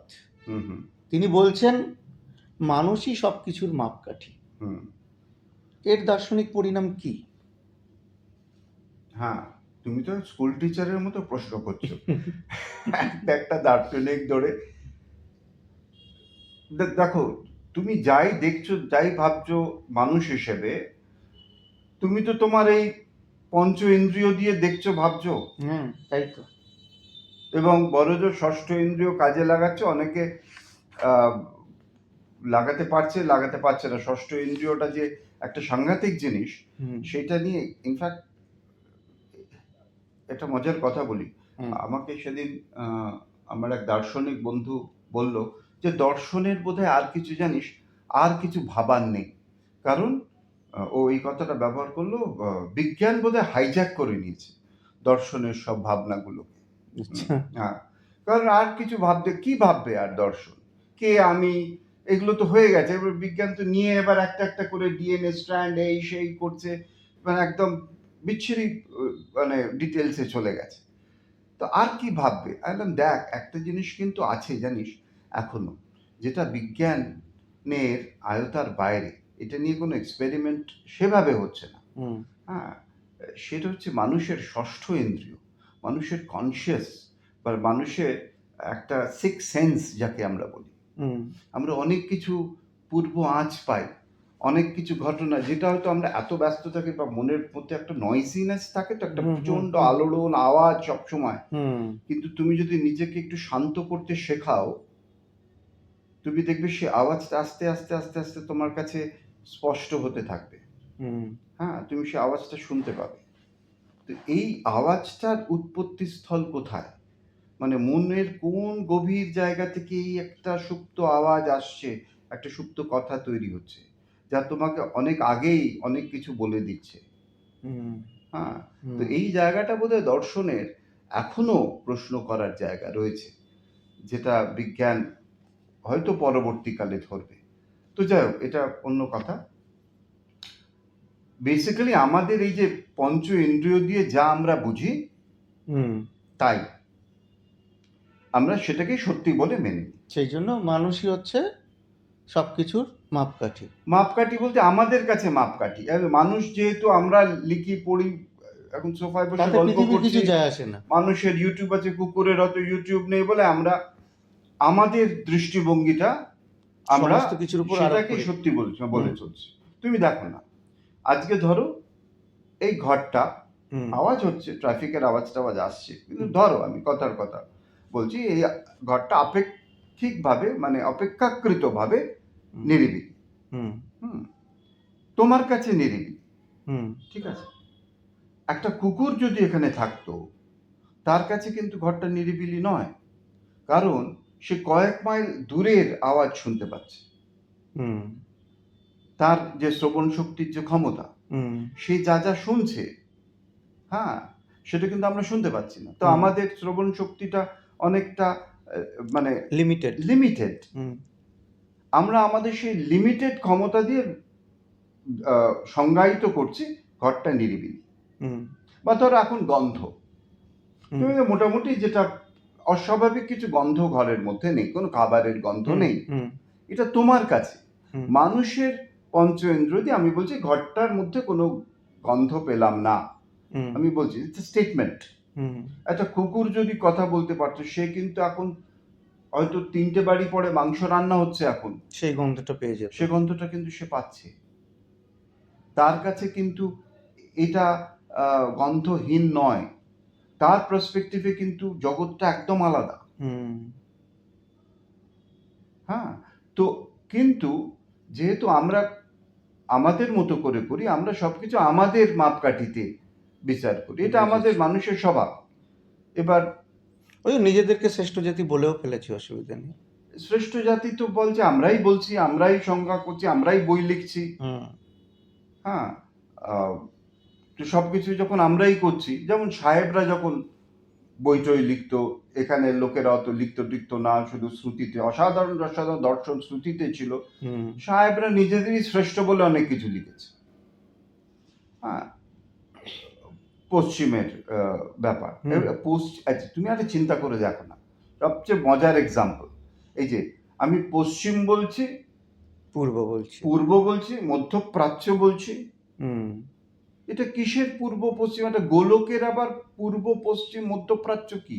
সেটা আবার কোন দিক দিয়ে মাপা হচ্ছে? কোন দিক দিয়ে মাপবে? হ্যাঁ, কোন দিক দিয়ে মাপা হয়েছে জানো?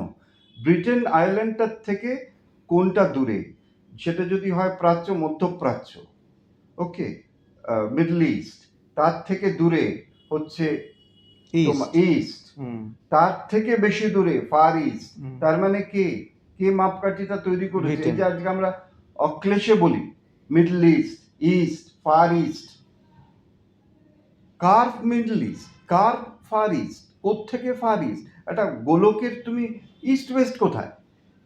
তুমি তো যেখানে আঙুল দেবে সেখানেই সেন্টার। সেটাই তো সেন্টার। হুম, দেখো আমাদের এডুকেশন সিস্টেমে কিরম ঢুকে গেছে, আমরা তো কত বলি, আমিও বলি, কি করা যাবে, আমাকে তো একটা রেফারেন্স লাগবে। হুম, হ্যাঁ, আমি যদি বলি দেশের নাম বলতে হবে, তুমি যদি এই এই কুপ্রভাব থেকে মুক্ত হতে চাও, তাহলে তোমাকে ওই মধ্যপ্রাচ্য, পূর্ব, পশ্চিম এগুলো বর্জন করতে হবে, তোমাকে দেশ বলতে হবে, ওটাই একমাত্র।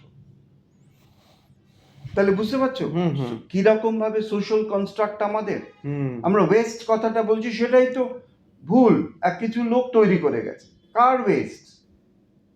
কার কার থেকে পার্সপেক্টিভ ওয়েস্ট? বেস্ট, হ্যাঁ। হ্যাঁ, তুমি একটা গোল বলের কি ওয়েস্ট, কি ইস্ট, কি মিডল, ঠিকই তো। বুঝতে পেরেছো? হুম, হুম। তো তোমার প্রশ্নটা কি ছিল? মানুষই সবকিছুর মাপকাঠি।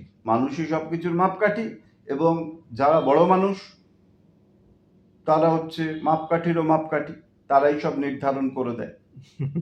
বুঝতে পেরেছো? বড় মানুষ মানে বড় লোক হুম বলছি। হুম হুম হুম হ্যাঁ, আজকে পুরো পৃথিবীটাই হয়তো দেখবে শখানেক বড় লোক চালাচ্ছে এবং তারাই সবকিছু নির্ধারণ করে দিচ্ছে। তুমি কত ট্যাক্স দেবে, তুমি কি করবে, হুম। কি খাবে, কি পড়বে, কোনটা খাওয়া তোমার উচিত, কোনটা খেলে তোমার হাড়ের শক্তি হবে, সেসব তারাই বলে দিচ্ছে। আচ্ছা, এইখান থেকে আমরা চলে যাব যেটা করতে চেয়েছিলেন এক সময় হুম বুড়ো লোকটা, প্লেটো, হুম একজন দার্শনিক রাজা বানাতে চেয়েছিলেন। হ্যাঁ, আমরা সেই দিকে চলে যাব। আচ্ছা। এখন আপাতত এটাই করুন।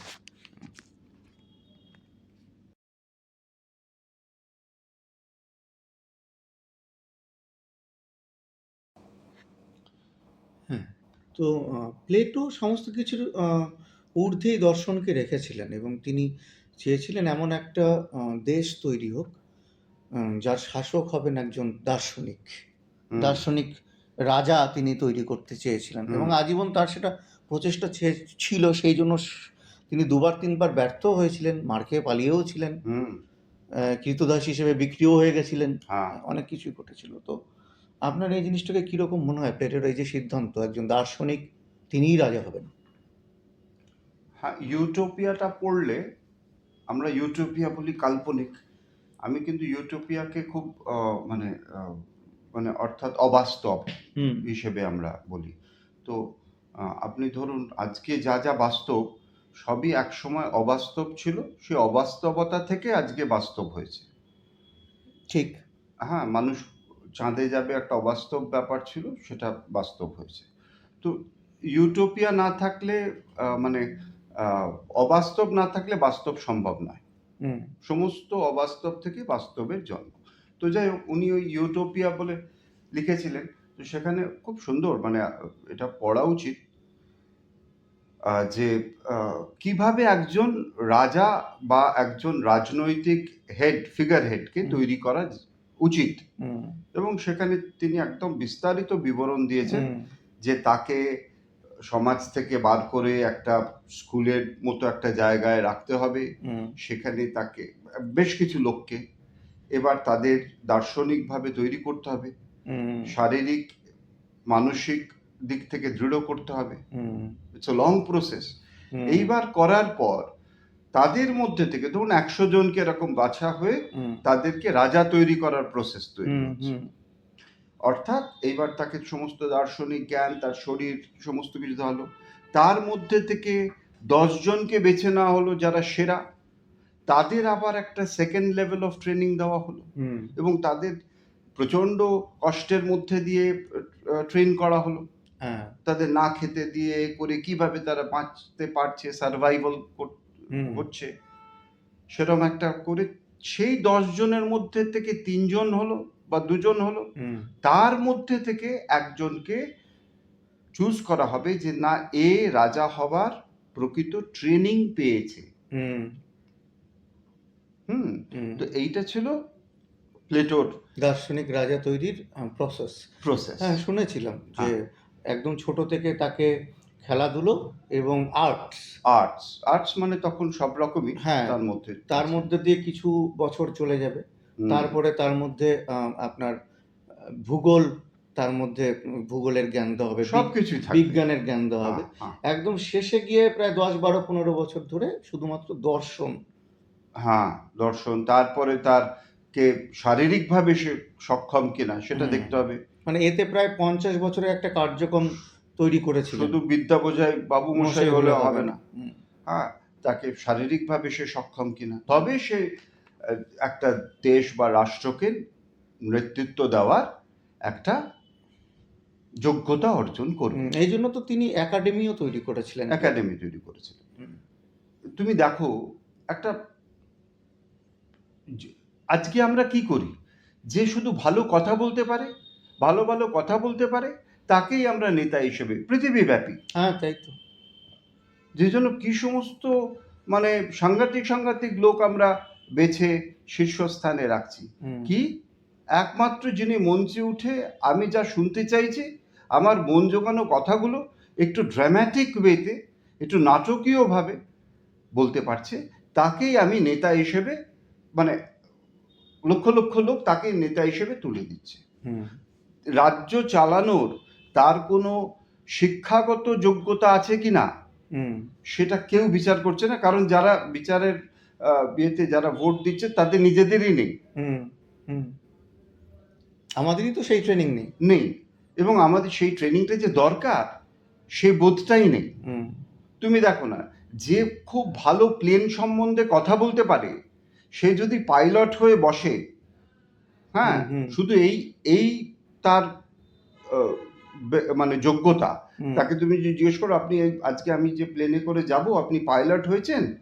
আহ, আপনার যোগ্যতাটা কি, যদি ধরো ককপিটে গিয়ে তুমি জিজ্ঞেস করার সুযোগ পাও হুম এবং সে যদি বলে যে আমি জানেন তো একবার একটা ইউনিভার্সিটিতে প্লেন সম্বন্ধে এবং উড়োজাহাজ সম্বন্ধে একটা বিরাট জ্ঞানগর্ভ একটা লেকচার নিয়েছি। আলোচনা দিয়েছিলাম হুম এবং সেই আলোচনায় আমি স্বর্ণপদক পেয়েছি, সবাই উঠে হাততালি দিয়েছে এবং সেই নিরিখে আমাকে প্লেন চালানোর সুযোগ দেওয়া হয়েছে। তুমি তো তৎক্ষণাৎ ওই প্লেন থেকে নেমে যাবে, বলে এই তো প্লেন চালানোর কোনো ট্রেনিংই পাইনি। ঠিক। অথচ এই সব লোকগুলো রাজ্য চালিয়ে যাচ্ছে, দেশ চালিয়ে যাচ্ছে। দেশ চালিয়ে যাচ্ছে, তার কোনো ট্রেনিং নেই, হুম তার কোনো রকম যোগ্যতা নেই। হুম একমাত্র যোগ্যতা কি, সে ভালো কথা বলতে পারে, অরেটার, হুম মুখে না মারিতং জগৎ। জগৎ। একটা আউট অফ কনটেক্সট কিনা জানি না, একটা ইন্টারেস্টিং কথা আপনাকে বলি। আমি এই সবে আসরানি মারা গেলেন, হুম ফিল্ম অভিনেতা, হুম আমরা তাকে দেখেছি। তো তিনি তার একটা ইন্টারভিউতে শুনেছিলাম যে সারা পৃথিবীর যত বড় বড় ফিল্ম মানে ইউনিভার্সিটি টাইপের আছে যেখানে ফিল্ম নিয়ে পড়ানো হয়, সব জায়গায় অ্যাডলফ হিটলারের যে স্পিচগুলো রয়েছে সেইগুলো সংরক্ষিত রয়েছে, এবং তার যে প্রাইভেট যে সমস্ত ফটোগ্রাফাররা ফটো তুলে রাখতেন, কোন পোজে দাঁড়ালে ঠিকঠাক তিনি বক্তৃতা দিতে পারবেন, এগুলো আগে থাকতে উনি দেখে নিতেন, যেগুলো অনেক পরে পাবলিশ হয়েছিল। সেইগুলো এই ফিল্ম ইউনিভার্সিটিগুলোতে আছে। সেইখানে হিটলার যেভাবে থ্রোয়িং তার ছিল কথা বলার এবং যেভাবে পোজ দিতেন, সেই ট্রেনিংগুলো কিন্তু ফিল্ম ইউনিভার্সিটিগুলোতে বা ফিল্ম স্কুলগুলোতে দেওয়া হয়। হুম তো হুম এটা আপনার কথা প্রসঙ্গেই এলো যে যার এতটা পটুতা ছিল, সেই জায়গা থেকে তিনি জার্মানিকে নাৎসি ওই জায়গাটায় পৌঁছে দিয়েছিলেন যেখানে শেষ অবধি দ্বিতীয় বিশ্বযুদ্ধটা শুরু হচ্ছে। হুম হুম। হ্যাঁ, তো এটাই হচ্ছে ব্যাপার। যাই হোক। হ্যাঁ, হিটলার কিন্তু তুমি যদি হিটলারের ইতিহাস, ব্যক্তিগত ইতিহাস দেখো, হুম তিনি ঘন্টার পর ঘন্টা দিনের পর দিন আয়নার সামনে দাঁড়িয়ে হুম প্র্যাকটিস করতেন কিভাবে বলতে হয়, হ্যাঁ, এবং ফটোগ্রাফার নিয়ে শত শত ছবি তুলেছেন কোন পোজে দাঁড়ালে হুম তাকে ফটোগ্রাফিক্যালি অ্যাপ্ট লাগছে। সেরা লাগে। হুম এবং এটা কিন্তু তার মানে এটা কিন্তু প্রচন্ড রিহার্সাল করে অর্জিত ব্যাপার, হুম যেটা আমরা স্বতঃস্ফূর্ত দেখি না, সেই হাত পা ছুড়ে কথা বলছে, হুম এটা কিন্তু যথেষ্ট রিহার্সালের ব্যাপার ছিল তার জীবনে। হুম সে একদম সচেতনভাবে নিজেকে অ্যাজ এ গুড অরেটর হিসেবে তৈরি করেছিল। হুম সেখান থেকে রুলার হয়ে গেলেন। কথার ভিত্তিতে। হুম যাই হোক, আমরা প্লেটোর প্রসঙ্গে ছিলাম। হুম আহ, প্লেটোর প্লেটো কেন কবিতাকে, এবার এই প্রথম আমরা কবিতায় এলাম হুম এই এপিসোডে, প্লেটো কেন কবিতাকে অনুকরণ বা মাইমেসিস বলে সমালোচনা করেছিলেন বলে আপনার মনে হয়? হ্যাঁ, তখন কবিতা বলতে কিন্তু সবকিছুকেই কবিতার মধ্যে ধরা হতো। আচ্ছা। নাটকও কবিতা ছিল, স্কাল্পটিং সেটাকেও পোয়েট্রি হিসেবে ধরা হতো। আচ্ছা। এমনকি চিকিৎসা শাস্ত্র, আহ, যাই দর্শন সবই তো কবিতার ফর্মে লেখা, হুম হুম কিছু কিছু গদ্যের ফর্মে লেখা, যাই হোক। তো কবিতা বলতে উনি যে শুধু মানে আমরা এখন কবিতা বলতে যেটা সংকীর্ণ অর্থে বুঝি হুম সেটুকুই যে বুঝিয়েছে তা নয়, হুম এন্টায়ার আর্ট ফর্মটা একটা কবিতা ছিল। হুম হুম এবং মাইমেসিস কথাটা সক্রেটিসেরই, মানে প্লেটোর কাছে আমরা পাই সক্রেটিসের মুখে আহ, হ্যাঁ বাণী হিসেবে, ডায়ালগ হিসেবে। হ্যাঁ মাইমেসিস কথাটা মানে হচ্ছে অনুকরণ করা, যেখান থেকে মাইম শব্দটা এসছে, হুম মিমিক্রি, হুম অনুকরণ হুম শব্দটা এসেছে। তো দেখো প্লেটোর যথেষ্ট সঙ্গত কারণ ছিল এবং সেইটার কারণটা এখনো বর্তমান। হুম হ্যাঁ, যে মাইমেসিস কেন বিপদ ডেকে আনে। হুম হ্যাঁ, মানে তুমি যদি না ভেবে মাইমেসিসের কে যদি তুমি ঠিকভাবে না উপলব্ধি করতে পারো, আলাদা করতে পারো, চিহ্নিত করতে পারো, হুম তাহলে কিন্তু বিপদ ডেকে আনে। সেটা সে যুগেও ছিল, এই যুগেও আছে, এখনো আছে। হুম তো এখনকার যুগের কথা পরে আসছে, আগে সেই যুগের কথা বলি। মাইমেসিস কি বলছে, উদাহরণ দিয়েই বলেছে যে ধরো আহ, কেউ একটা একটা টেবিল, হুম এই উদাহরণই দিয়েছে সক্রেটিস, যে টেবিল ধরো পৃথিবীতে তখনও টেবিল বস্তুটা তৈরি হয়নি। হুম টেবিল মানে আমরা বুঝতে পারছি অঙ্কের টেবিল নয়, মানে যেটা আমরা হ্যাঁ, আসবাবপত্রের টেবিল চেয়ারের বলি, সঙ্গে যে টেবিল। চেয়ারের সঙ্গে যে টেবিল। টেবিল বলতে তোমার চোখে কি ভেসে উঠছে? একটা ছবি, একটা পাটাতন, তার চারটে পায়া, হুম তার উপরে আমরা জিনিস রাখি। হুম তো ধরো এমন একটা সময় কল্পনা করো যখন পৃথিবীতে টেবিল বস্তুটি ছিল না, কেউ আবিষ্কার করেননি। আবিষ্কার করেনি। হুম সক্রেটিস বলছে সেই প্লেটো। সময়, আচ্ছা, হ্যাঁ সক্রেটিস সক্রেটিস। বলছে, আচ্ছা, হ্যাঁ, প্লেটো সরি লিখছে। সরি, হ্যাঁ। হ্যাঁ, তো সক্রেটিস বলছে, সক্রেটিস লিখছে বলা যাবে না। হুম হুম হুম, তো সক্রেটিস বলছে যে টেবিলের আইডিয়াটা কোথাও একটা ছিল, কোনো একটা ইথারে, কোনো একটা জায়গায়, মানুষের মনোরাজ্যে বা ভাব জগতে একটা অ্যাবস্ট্রাক্ট ফর্মে ছিল।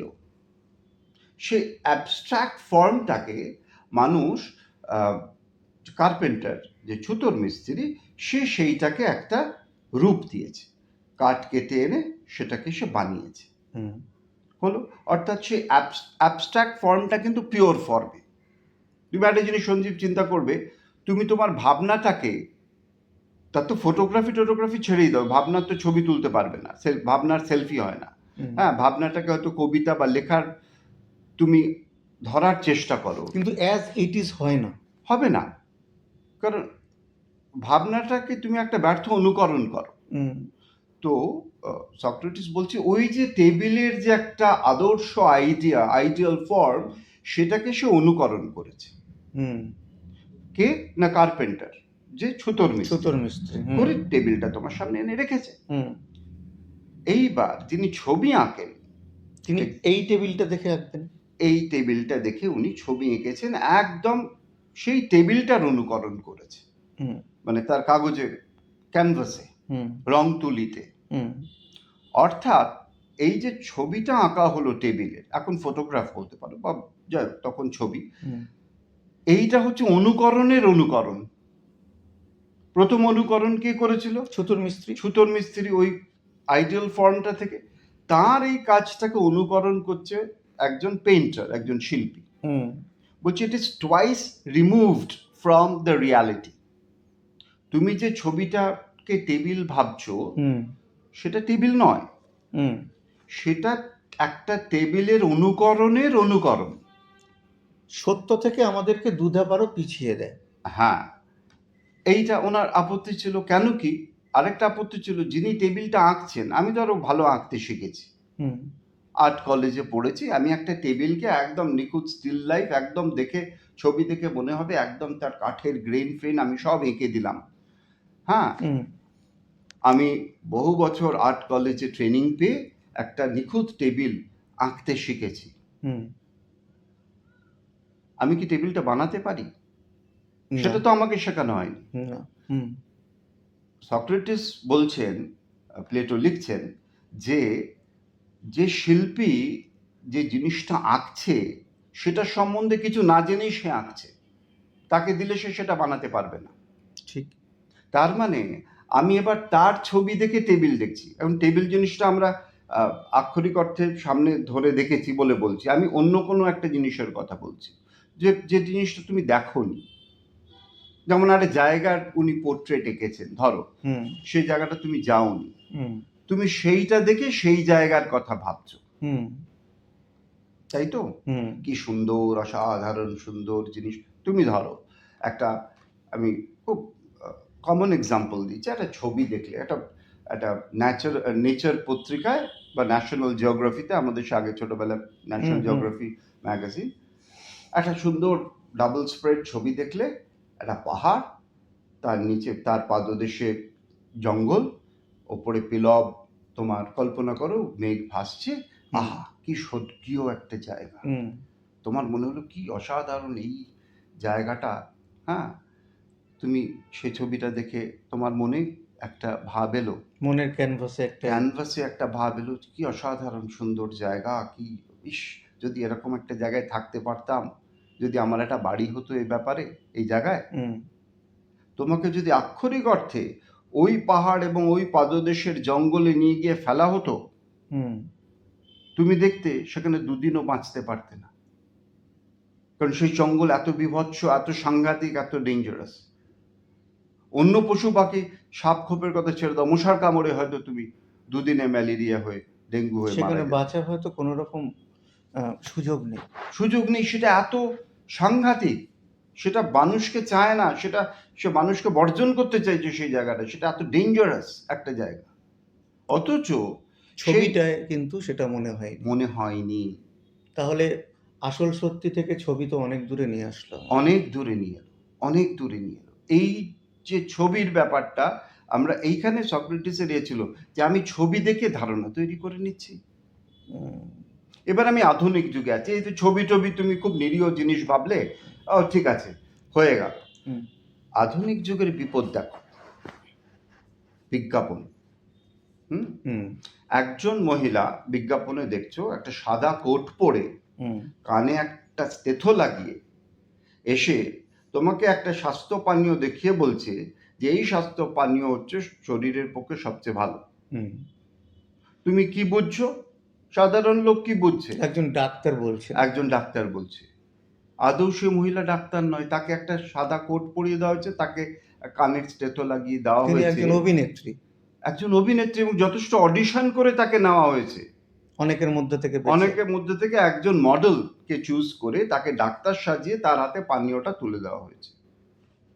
ওকে, আচ্ছা, আরো ডেঞ্জারাস দেখো, কোনো সেলিব্রিটি একটা পণ্য হাতে ধরে বলছে যে এইটাই হচ্ছে সেরা। হ্যাঁ, তুমি ভাবছো আরে এই যখন এটা হাতে ধরেছে তাহলে নিশ্চয়ই সেরা হবে। একদম। হ্যাঁ, ছবিটা দেখছো, ছবিটা দেখে তোমার মনের মধ্যে একটা, তুমি যখনই সাবান কিনতে যাচ্ছ, যখনই লোহার রড কিনতে যাচ্ছ বাজারে, লোহার রড কিনতে হয় অনেক সময় তো বাড়িটারি বানাবার জন্য, হ্যাঁ, সেটাও কোন একজন সেলিব্রিটি অ্যাড দিয়ে রেখেছে, হাতে ধরে রয়েছে, তোমার তখন ওই ছবিটা মাথায় আসছে, তুমি ভাবছো এটাই সেরা। তুমি ছবির পেছনের ছবিটা বুঝছো না, যে এই যে সাবান ধরে রয়েছে হচ্ছে এই কোটি কোটি টাকা নিয়ে তবে ওই বস্তুটা হাতে ধরেছে। তাকে যদি কয়েক কোটি কম দিত কেউ, বা কেউ বেশি দিত, তাহলে তার প্রোডাক্টটাই সে হাতে ধরে ছবি তুলতো হাসি মুখে। হ্যাঁ, তাই তো। দেখো বিজ্ঞাপন কোথায় মাই মেসেজ চলে আসে, অনুকরণ। হ্যাঁ, আমি একটা লোককে ডাক্তার সাজিয়ে আমি একটা সুখী পরিবার তৈরি করছি বিজ্ঞাপনে। স্বামী স্ত্রী সুন্দর আসছে অফিস থেকে এসে, কি হাসি হাসি মুখে স্ত্রী স্বামীর দিকে তাকাচ্ছে, স্বামী তাকাচ্ছে, ছেলে এসে মেয়ে এসে জড়িয়ে ধরছে। হ্যাঁ, তারপরে একটা কোত্থেকে একটা টিন, কিছু খাবারের টিন বা কোনো স্বাস্থ্য ড্রিঙ্কসের টিন ভেসে উঠছে, যে এইটাই হচ্ছে তোমার সবাইকে সুখে পরিবার তৈরি করার মূল। আমি এরকম দেখেছি রিয়েল লাইফে, তার রোজগার সেরকম নেই, তার সামর্থ্য নেই, তবুও সে মনে করছে যে অমুক প্রোডাক্টটা যদি আমি আমার সদ্যজাত শিশুকে খাওয়াতে পারি, তাহলে আমার বাবার স্টেটাসটা অ্যাজ আ ফাদার, আমার স্টেটাসটা আমি প্রুফ করতে পারবো, আমি প্রমাণ করতে পারবো যে আমি একজন যোগ্য পিতা। কেন না, আমি ওই যেটা বাজারে ধরো 600 টাকা, 350, 400, 600 টাকা দাম, সেই জিনিসটা কিনে খাওয়াতে পারি, যেটার বিজ্ঞাপন একজন সেলিব্রিটি দিয়েছেন। এটা কারা তৈরি করেছে? এটা এই নকলটা তো বিজ্ঞাপন তৈরি করেছে, দেখানো হয়েছে বারবার বলে না ওই হিটলার, এটা খুব অসাধারণ আর্টের মিথ্যেটাকে, একই মিথ্যে বারবার। দেখো বিজ্ঞাপন একবার দিয়ে থামে না, একই জিনিস বারবার বিভিন্ন জায়গা থেকে। রাস্তায় যাও ছবি, খবরের কাগজ খোলো, এখন তো সোশ্যাল মিডিয়া খোলো সেই বিজ্ঞাপন, টিভি দেখো সেই চতুর্দিক থেকে এক জিনিস বলা হচ্ছে, হুম, এক জিনিস বলা হচ্ছে। তার ফলে তোমার মনটা তৈরি হয়ে যাচ্ছে যে এই বিজ্ঞাপনটাই বোধহয় সত্যি। এই যে বিজ্ঞাপনের মধ্যে যে সুখী পরিবারটা ঘোরাফেরা করছে, যে আদর্শ পিতা হিসেবে, এবং বিজ্ঞাপনের লাইনগুলো দেখবে, হ্যাঁ, to be an ideal husband, তোমাকে একটা হীরের আংটি দিতে হচ্ছে। হুম, লাইন মানে একদম স্পষ্ট 2 লাইনে 3 লাইনে লেখা থাকে, ট্যাগগুলো এইভাবেই তৈরি করে। ট্যাগগুলো এইভাবে থাকে যে আদর্শ প্রেমিক হতে গেলে তোমাকে এটা দিতে হবে, আদর্শ পিতা হতে গেলে, আদর্শ মাতা হতে গেলে, আদর্শ মা হতে গেলে এটা দিতে হবে, এই স্কুলে তোমাকে এইগুলো রয়েছে। Social contrast, social construct, construct, এইগুলো। তো এটা কি? এইটা তো নকল। মাইমেসিস। মাইমেসিস। তুমি এটা যে কি সাংঘাতিক পর্যায়ে চলে যেতে পারে, সেইটা কিন্তু সক্রেটিস বা প্লেটো সেই সময় লিখে গেছে। হুম, অনুকরণটাকে বন্ধ করো, বা অনুকরণ যদি থাকেও সেটা অনুকরণ, সেইটা বোঝো। হুম, হুম, যে এটা কিন্তু অনুকরণ করা হয়েছে। হয়তো নিচে লেখা থাকে, তুমি সব বিজ্ঞাপনে দেখবে নিচে এমন গুড়ি গুড়ি কথায় লেখা থাকে, তুমি টিভির বিজ্ঞাপন দেখবে টার্মস এন্ড কন্ডিশন আলাদা করে একদম ছোট, সে তুমি দূরবীক্ষণ যন্ত্র, তুমি মাইক্রোস্কোপ, টেলিস্কোপ, ম্যাগনিফাইং গ্লাস লাগিয়েও পড়তে পারবে না, 3 লাইন লিখে দেওয়া থাকে। হ্যাঁ, এবং সেইখানে যদি সেই লেখাটা পড়ো, ছবি ফ্রিজ করে বা বড় এনলার্জ করে যদি পড়ো, তাহলে দেখবে যা দেখানো হয়েছে আর যা লেখা আছে ঠিক তার অপোজিট। বলছে এখানে এই প্রস্তুতকারক কোনো দায়িত্ব নিচ্ছে না, হুম, এই যে গুণগুলো বলা হয়েছে এটার সত্য প্রমাণ করতে এটার কোনো দায়িত্ব তার নেই। হুম, হ্যাঁ, ঠিক। এইটা হচ্ছে মাইমেসিসের গন্ডগোল।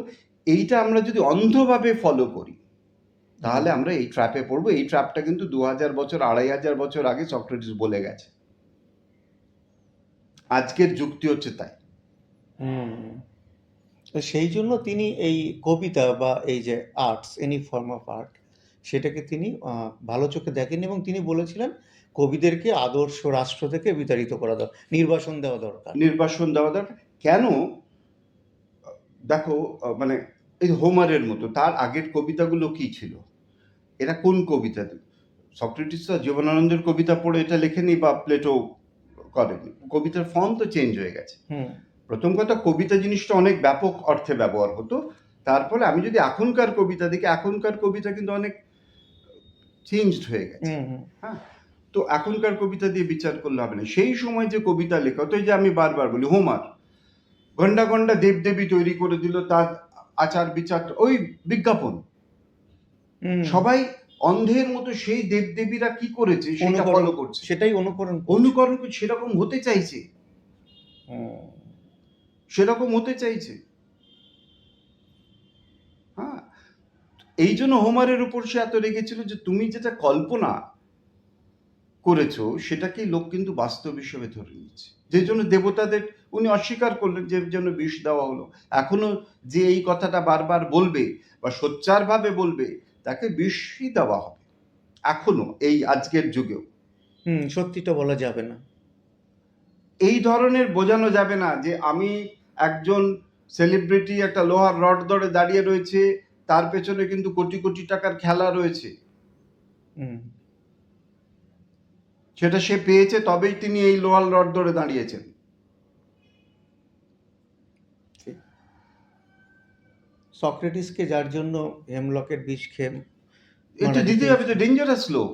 তোমার এই ভ্রম যদি ভেঙে দেয় কেউ, বা ভাঙতে চায়, বা ভেঙে দেওয়ার তোমার জোগাড় করে, রাষ্ট্রের বিরুদ্ধে আঙুল তোলে। হ্যাঁ, রাষ্ট্রটা তো দাঁড়িয়ে রয়েছে এসব লোকের টাকার ওপরে, এইসব দেবদেবীর বিশ্বাসের ওপরে, কিছু মিথ্যা আর মিথের উপরে। মিথ্যা আর মিথের উপর। তা নাহলে তো লোক জড়ো করা যাবে না। লোককে ওই যে আগের এপিসোডে বলেছিলাম হুম, যে রাষ্ট্র তো মণ্ডাকৃতি মানুষ চায়, তাকে মণ্ড পাকিয়ে রাখতে হবে, হুম, তাকে ধর্ম দিয়ে, তাকে নানা রকম ভয় দেখিয়ে, হুম, তাকে লোভ দেখিয়ে একত্র করে রাখতে হবে। হুম, তো আমি যদি এটা ভেঙে দিতে চাই, তাহলে তো রাষ্ট্র বিরোধিতা করছি, হুম, রাষ্ট্রদ্রোহিতা করছি। দেখো এক্স্যাক্টলি সক্রেটিসকে রাষ্ট্রদ্রোহিতার জন্যই বিষ দেওয়া হয়েছিল। হুম, এবং সক্রেটিসের মতো আজকে যদি কোনো লোক এসে সেরকম ফেমাস হয়ে বলে, আমাদের এই পডকাস্টটা তো দু চারটে লোক শুনলেও শুনবে কি শুনবে না, হ্যাঁ, কিন্তু যদি সেই রকম স্টেচারের একটা লোক এসে বলতে শুরু করে, হ্যাঁ, তাহলে তো তাকে অবশ্যই তাকে দমিয়ে দেবে, হুম। লোক ভাড়া করে তাকে দমিয়ে দেওয়া হবে। হ্যাঁ, সেটা তো হচ্ছে। যিনি একসময় ন্যাশনাল হিরো ছিলেন, ভারতবর্ষের জন্য কত পুরস্কার জিতেছেন, সেই লাদাখের হ্যাঁ, সোনাম ওয়াংচুক, এখন বংশ তিনি জেলে। করতেই হবে এটাকে, কারণ সত্যিটা কে ভাঙতে হবে, সত্যিটা রাষ্ট্র, কোনো দেশের রাষ্ট্র, কোনো দেশের বরদাস্ত করতে পারে না। হুম, ঠিকই। আচ্ছা, এই আমরা একেবারে প্লেটো নিয়ে তো অনেক কিছুই বলার আছে। প্লেটো নিয়ে আপাতত আমাদের একটা শেষের দিকের প্রশ্ন, সেটা হচ্ছে এই যে প্লেটোর এক গুহা উপমা বা অ্যালিগরি অফ দ্য কেভ, হুম। একজন কবি কিভাবে সেই গুহা থেকে বেরিয়ে আসতে পারেন? আমরা তো প্রত্যেকটা মানুষ, আমাদেরকে জোর করে হলেও গুহার মধ্যে রাখা হয়েছে। আমরা সচেতন বা অচেতনভাবেই গুহার মধ্যে রয়েছি, বা হুম। অবচেতনভাবে। হুম। হুম। একজন কবি এই গুহা থেকে কিভাবে বেরিয়ে আসবেন? মানে ইজ ইট পসিবল? না, ইট ইজ নট পসিবল। গুহা থেকে বেরিয়ে আসা সম্ভব না। কবি কেন, কারোর পক্ষে সম্ভব না। কেন কি, আবার একটা দিক থেকে সম্ভব, একটা ভাবে, একমাত্র একটা ভাবে। সে ভাবেটা আমি পরে বলছি। আমি কেন বলছি সম্ভব নয়, কেন বলছি, কারণ তুমি প্রকৃতি দ্বারা আবদ্ধ, তোমার সেন্স অর্গানগুলো লিমিটেড করে রাখা হয়েছে। তুমি ঠিক যতটুকু তোমার ব্রেন ইন্টারপ্রেট করবে, তুমি সেটাই দেখতে পাবে। হুম। তোমার ব্রেন যতটুকু ইন্টারপ্রেট করছে, যতটুকু তোমাকে শোনাবার, শুনলে তোমার ভালো হয়, সেটুকুই তুমি শুনতে পাবে। তুমি কুকুরের শ্রবণ শক্তি তোমার নেই, হ্যাঁ, আহ, ঠিক আছে। তো এই যে লিমিটেশন, এটা থেকে তো তুমি বেরোতে পারো না। এটা তো প্রকৃতিদত্ত লিমিটেশন। পাখির মতো দৃষ্টিশক্তি আমার নেই। না, নেই তো।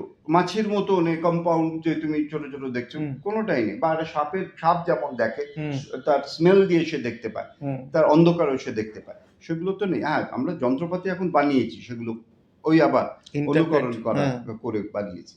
কিন্তু তুমি যদি জীবনটাকে দেখো, তোমাকে তোমার যে পঞ্চ ইন্দ্রিয়ের, থেকে যে অভিজ্ঞতাগুলো হয়। সেটা দিয়েই তোমাকে দেখতে হবে, সেটা দিয়েই তোমায় চিনতে হবে। যেটা তোমাকে বুঝতে হবে, তুমি গুহা থেকে বেরোতে পারবে না। সে আচ্ছা, এই গুহার প্রসঙ্গটা একটু বলে নিন, হুম। যাতে শ্রোতা বন্ধুদের বুঝতে সুবিধা হয়। মানে প্লেটো কি উপমাটা দিয়েছিলেন এক্স্যাক্টলি? প্লেটো বলছে যে এই যে আমরা জগৎটাকে দেখছি, হুম, আসলে কি এটা জগৎ নয়, এটা জগতের একটা ছবি, একটা জগতের প্রতিচ্ছবি, ইটস হুম, এন ইমেজ। হুম, এবং উনি অ্যালিগরি রূপকভাবে বলেছে, কিছু লোককে, মানে মানুষকে, হুম, একটা অন্ধকার গুহায় বেঁধে রাখা হয়েছে, হাত পা সব বেঁধে, তার নড়াচড়ার শক্তি নেই। হুম। তার সামনে একটা সাদা স্ক্রিন আছে, ধরো স্ক্রিন বা একটা দেয়াল। গুহার দেওয়াল রয়েছে। হুম, সেই দেওয়ালে গুহার মুখের থেকে যে আলোটা আসছে, হুম। সেই আলোতে কিছু ছায়া এসে পড়ছে। মানে বাইরে যে জিনিসগুলো নড়াচড়া করছে, মানে যেগুলো বাস্তব, সেই বাস্তব জিনিসের ছায়া এসে পড়ছে। এবং আমরা সেই সিনেমা দেখার মতো এই জীবন, সারা জীবন ধরে সেই ছবিগুলো, ছায়াগুলোকে দেখে, ছায়াগুলোকে দেখলাম। ছায়াগুলোকে দেখেই সত্যি ভাবছি। হুম। এবং এইটাকে নিয়ে আমরা যত রচনা এবং আমাদের সৃষ্টি, সত্য মিথ্যে, এই হুম। সমস্তগুলো আমরা ভাবছি এই ছায়াগুলোর নিরিখে। এই ছায়াগুলোই সত্যি। এটা আমরা ভাবছি, কারণ আমাদের তো মুখ ঘোরানোর উপায় নেই। হুম। কারণ কি, আমরা আষ্টেপৃষ্ঠে শৃঙ্খলিত। আচ্ছা, এগুলো কি আমি আপনাকে করলাম, বাধা দিলাম। সেটা হচ্ছে, এগুলো কি অর্গানিক্যালি হয়েছে? নাকি আমাদেরকে, আমাদের শুরু থেকেই বেঁধে রাখা হয়েছে ওইভাবে, এবং পিছনে যে আলো এসে পড়ছে, সেই আলোর সামনে আমাদের পিছনেও আরেকটা দেয়াল আছে। সেখান থেকে কেউ ঐরকম বিভিন্ন বস্তু দেখাচ্ছে, যেটা ছবি পড়ছে, আমরা সেটা দেখছি। ওরা যা দেখাতে চাইছে সেটা আমরা দেখছি। প্রকৃতি যা দেখাতে চাইছে, এক কথায় যদি বলো, হুম প্রকৃতি যেটুকু অ্যালাউ করছে আমরা সেটুকুই করতে পারছি। প্রকৃতি চায় না আমরা লাফ দিয়ে এক লাফে মহাশূন্যে উঠে যেতে পারি।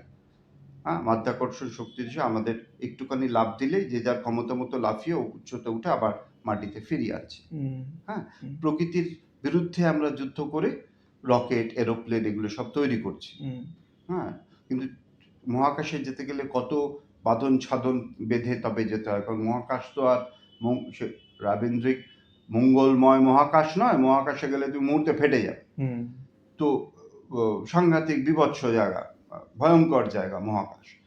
তো যাই হোক, প্রকৃতি যতটুকু আমাদের অ্যালাউ করছে দেখতে, হুম ততটুকুই আমরা দেখতে পাচ্ছি, ততটুকুই আমরা বুঝতে পারছি, ততটুকুই আমরা অনুভব করতে পারছি, এবং ইন্টারপ্রেট করতে পারছি। ইন্টারপ্রেট করতে পারছি। কিন্তু তাহলে কি এই গুহা থেকে আপনি বলছেন আমাদের বেরোনো, এই গ্রহ থেকে শারীরিকভাবে বেরোনো সম্ভব নয়। কবি কি মানসিকভাবে হলেও বেরোতে পারেন? মানসিকভাবে কিছু না, সবচেয়ে প্রথম স্টেজটা হচ্ছে যে প্লেটোর মতো বোঝা, বা অ্যারিস্টটলের মতো বোঝা যে এটা ছায়া, হুম এটা বুঝতে হবে। হুম বিজ্ঞাপনটা যে বিজ্ঞাপন, আমাকে সেই নজরে দেখতে হবে একটা বিজ্ঞাপনকে, যে হুম কেউ কিছু আমাকে বেচতে চাইছে। বিহাইন্ড দ্য সিন কি হচ্ছে সেটা আমাকে। বিহাইন্ড দ্য সিন, এক্স্যাক্টলি, তুমি খুব সুন্দর কথা বললে। ওই যে আড়ালে কি চলছে হুম সেইটা সম্বন্ধে আমাকে সচেতন হতে হবে। হুম হ্যাঁ, তো দর্শনের ব্যাপার হচ্ছে যে আমি যেটা আমার চোখের আড়ালে চলছে সেইটাকে মনের চোখ দিয়ে দেখা। হুম এইটা যদি আমাকে প্রথম সচেতন হতে হবে। হুম তুমি আজকে একটা রং আমরা বলি, ছোটদের শেখানো হয়, তো শেখানো হয় এটা কালো, এটা সাদা, হুম এটা লাল। তুমি বলো তো কোনো রঙই কি কোনো রং? তোমার ব্রেন যেটা কালারটা ইন্টারপ্রেট করছে, ধরো হুম একটা লাল রঙের তোমাকে আমি একটা জিনিস দেখালাম, তোমাকে বললাম সঞ্জীব এটা কি রঙের, তুমি বললে লাল রঙের। হ্যাঁ, এবার ধরো তোমাকে ব্রেন ওটা ইন্টারপ্রেট করে তোমাকে ওটা লাল রং, এবং তোমার ভাষা তোমাকে শিখিয়ে দিয়েছে যে এটা এই লাল। ইন্টারপ্রিটেশনের নাম হচ্ছে লাল। তুমি দুটো কম্বাইন করে বলছো দ্য কালার ইজ রেড, এই রংটা লাল রং। ধরুন আমার কালার ব্লাইন্ডনেস আছে। কালার ব্লাইন্ডনেস যদি নাও থাকে, ধরো আমি তোমাকে এবার চায়ের সাথে তোমাকে না বলে আধবড়ি এলএসডি খাইয়ে দিলাম। হ্যাঁ, হুম ব্রেনের ওই যে ক্ষমতাটা, ইন্টারপ্রিটেশনের ক্ষমতাটা, সেন্ট্রাল নার্ভাস সিস্টেমের যে ক্ষমতাটা, হুম ব্রেনে ইনফরমেশন পাঠানো, এবং সেইটা তালমাটাল হয়ে গেল। হুম তুমি তখন আর সেটাকে লাল দেখলে না, তুমি দেখলে সেখান দিয়ে রামধনুর ছটা বেরোচ্ছে। আচ্ছা। তাই তো বলে। আমি এলএসডি নিজে খাইনি, তবে যা আমি একটা সময় ড্রাগস নিয়ে অনেক পড়াশোনা করেছি তখন কলেজ লাইফে। তো এই যে হ্যালুসিনোজেন, হুম হুম হ্যাঁ, তো আজকে স্কিজোফ্রেনিয়া যেটা মানুষ শুনতে পায়, অনেকগুলো লোক কথা বলছে একসাথে, হুম এটা কিন্তু তারা কল্পনা করছে না, এটা ব্রেন তাদের শোনাচ্ছে। ব্রেনটা কোথাও একটা ম্যালফাংশন করছে, কোথাও একটা গন্ডগোল হচ্ছে, হুম মানে ওই চ্যানেলাইজ করতে পারছে না। হুম হ্যাঁ, তো যাই হোক, তো তুমি যদি আর এলএসডি তোমাকে আধবড়ি খাইয়ে দিল, হ্যাঁ, তো তুমি দেখলে এখান দিয়ে রামধনুর ছটা বেরোচ্ছে, ওটা আর লাল নেই। তার মানে ব্রেন কিন্তু অন্যভাবে ইন্টারপ্রেট করছে। হুম হুম তাহলে আমার প্রশ্ন হচ্ছে কোন জিনিসটা স্ট্যান্ডার্ড? এলএসডি খাওয়া তোমার ব্রেনের কম্পোজিশন, নাকি এলএসডি না খাওয়া তোমার ব্রেনের কম্পোজিশন? তুমি বলবে যে এলএসডি না খাওয়া ব্রেনের কম্পোজিশন। হুম তাহলে এলএসডি না খাওয়া ব্রেনের কম্পোজিশন, সেটাও তো কিছু কেমিক্যাল দ্বারা নির্মিত। হ্যাঁ, নির্মিত। সেটাও তো কিছু হরমোনাল, কিছু কেমিক্যাল দ্বারা নির্মিত। সেই কেমিক্যালটা আমরা সাধারণভাবে ভেবে নিই, কারণ সেটা সবার মধ্যে রয়েছে, সেটা কিছু আরোপিত নয়, কিন্তু সেটা তো একটা কেমিক্যাল।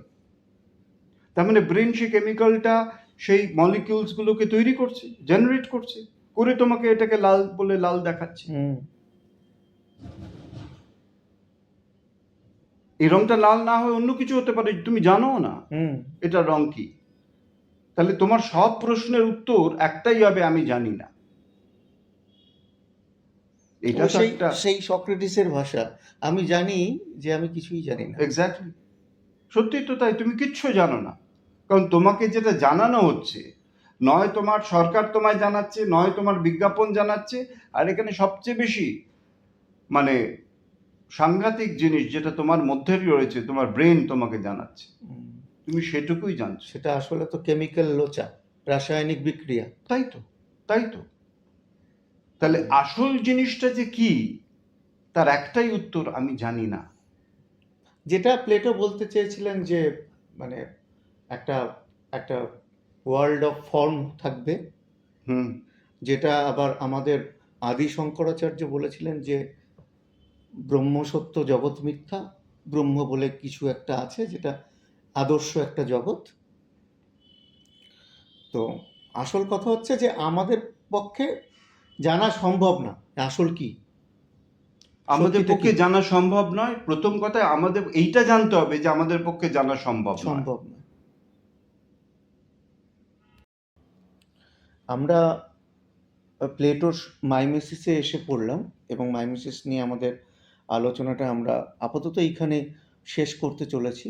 আহ, পরবর্তীকালে দেখব আমরা প্লেটোর ছাত্রকেই দেখতে পাবো, অ্যারিস্টটলকে দেখতে পাবো। তিনি এই মাইমেসিস বা অনুকরণকেই সমর্থন করেছেন এবং প্লেটোকে সমালোচনা করেছেন। প্লেটোর এই যে কবিতা বা আর্টসকে অনুকরণ করে যে প্লেটো সমালোচনা করেছিলেন, তার সমালোচনা করেছিলেন। তো সেটা আমরা পরবর্তী এপিসোডে জানতে পারবো। আপাতত এইটুকু বলে আপনাদের কাছ থেকে বিদায় নিচ্ছি। আপনারা ভালো থাকবেন, আপনিও ভালো থাকবেন শাম্ভু। হ্যাঁ, নমস্কার। তুমিও ভালো থেকো, সবাই ভালো থেকো। আর বেশ অনেকটাই আলোচনা হলো, অনেকটা এগিয়ে গেল প্রি সক্রেটিক। যদিও আমাদের মানে সময়ের নিরিখে যে আমরা খুব বেশি অগ্রসর হলাম তা নয়, এখনো অগাধ অনেক কিছু পড়ে রয়েছে। হুম হুম তবে বেশ ভালো লাগলো কথা বলে। হুম।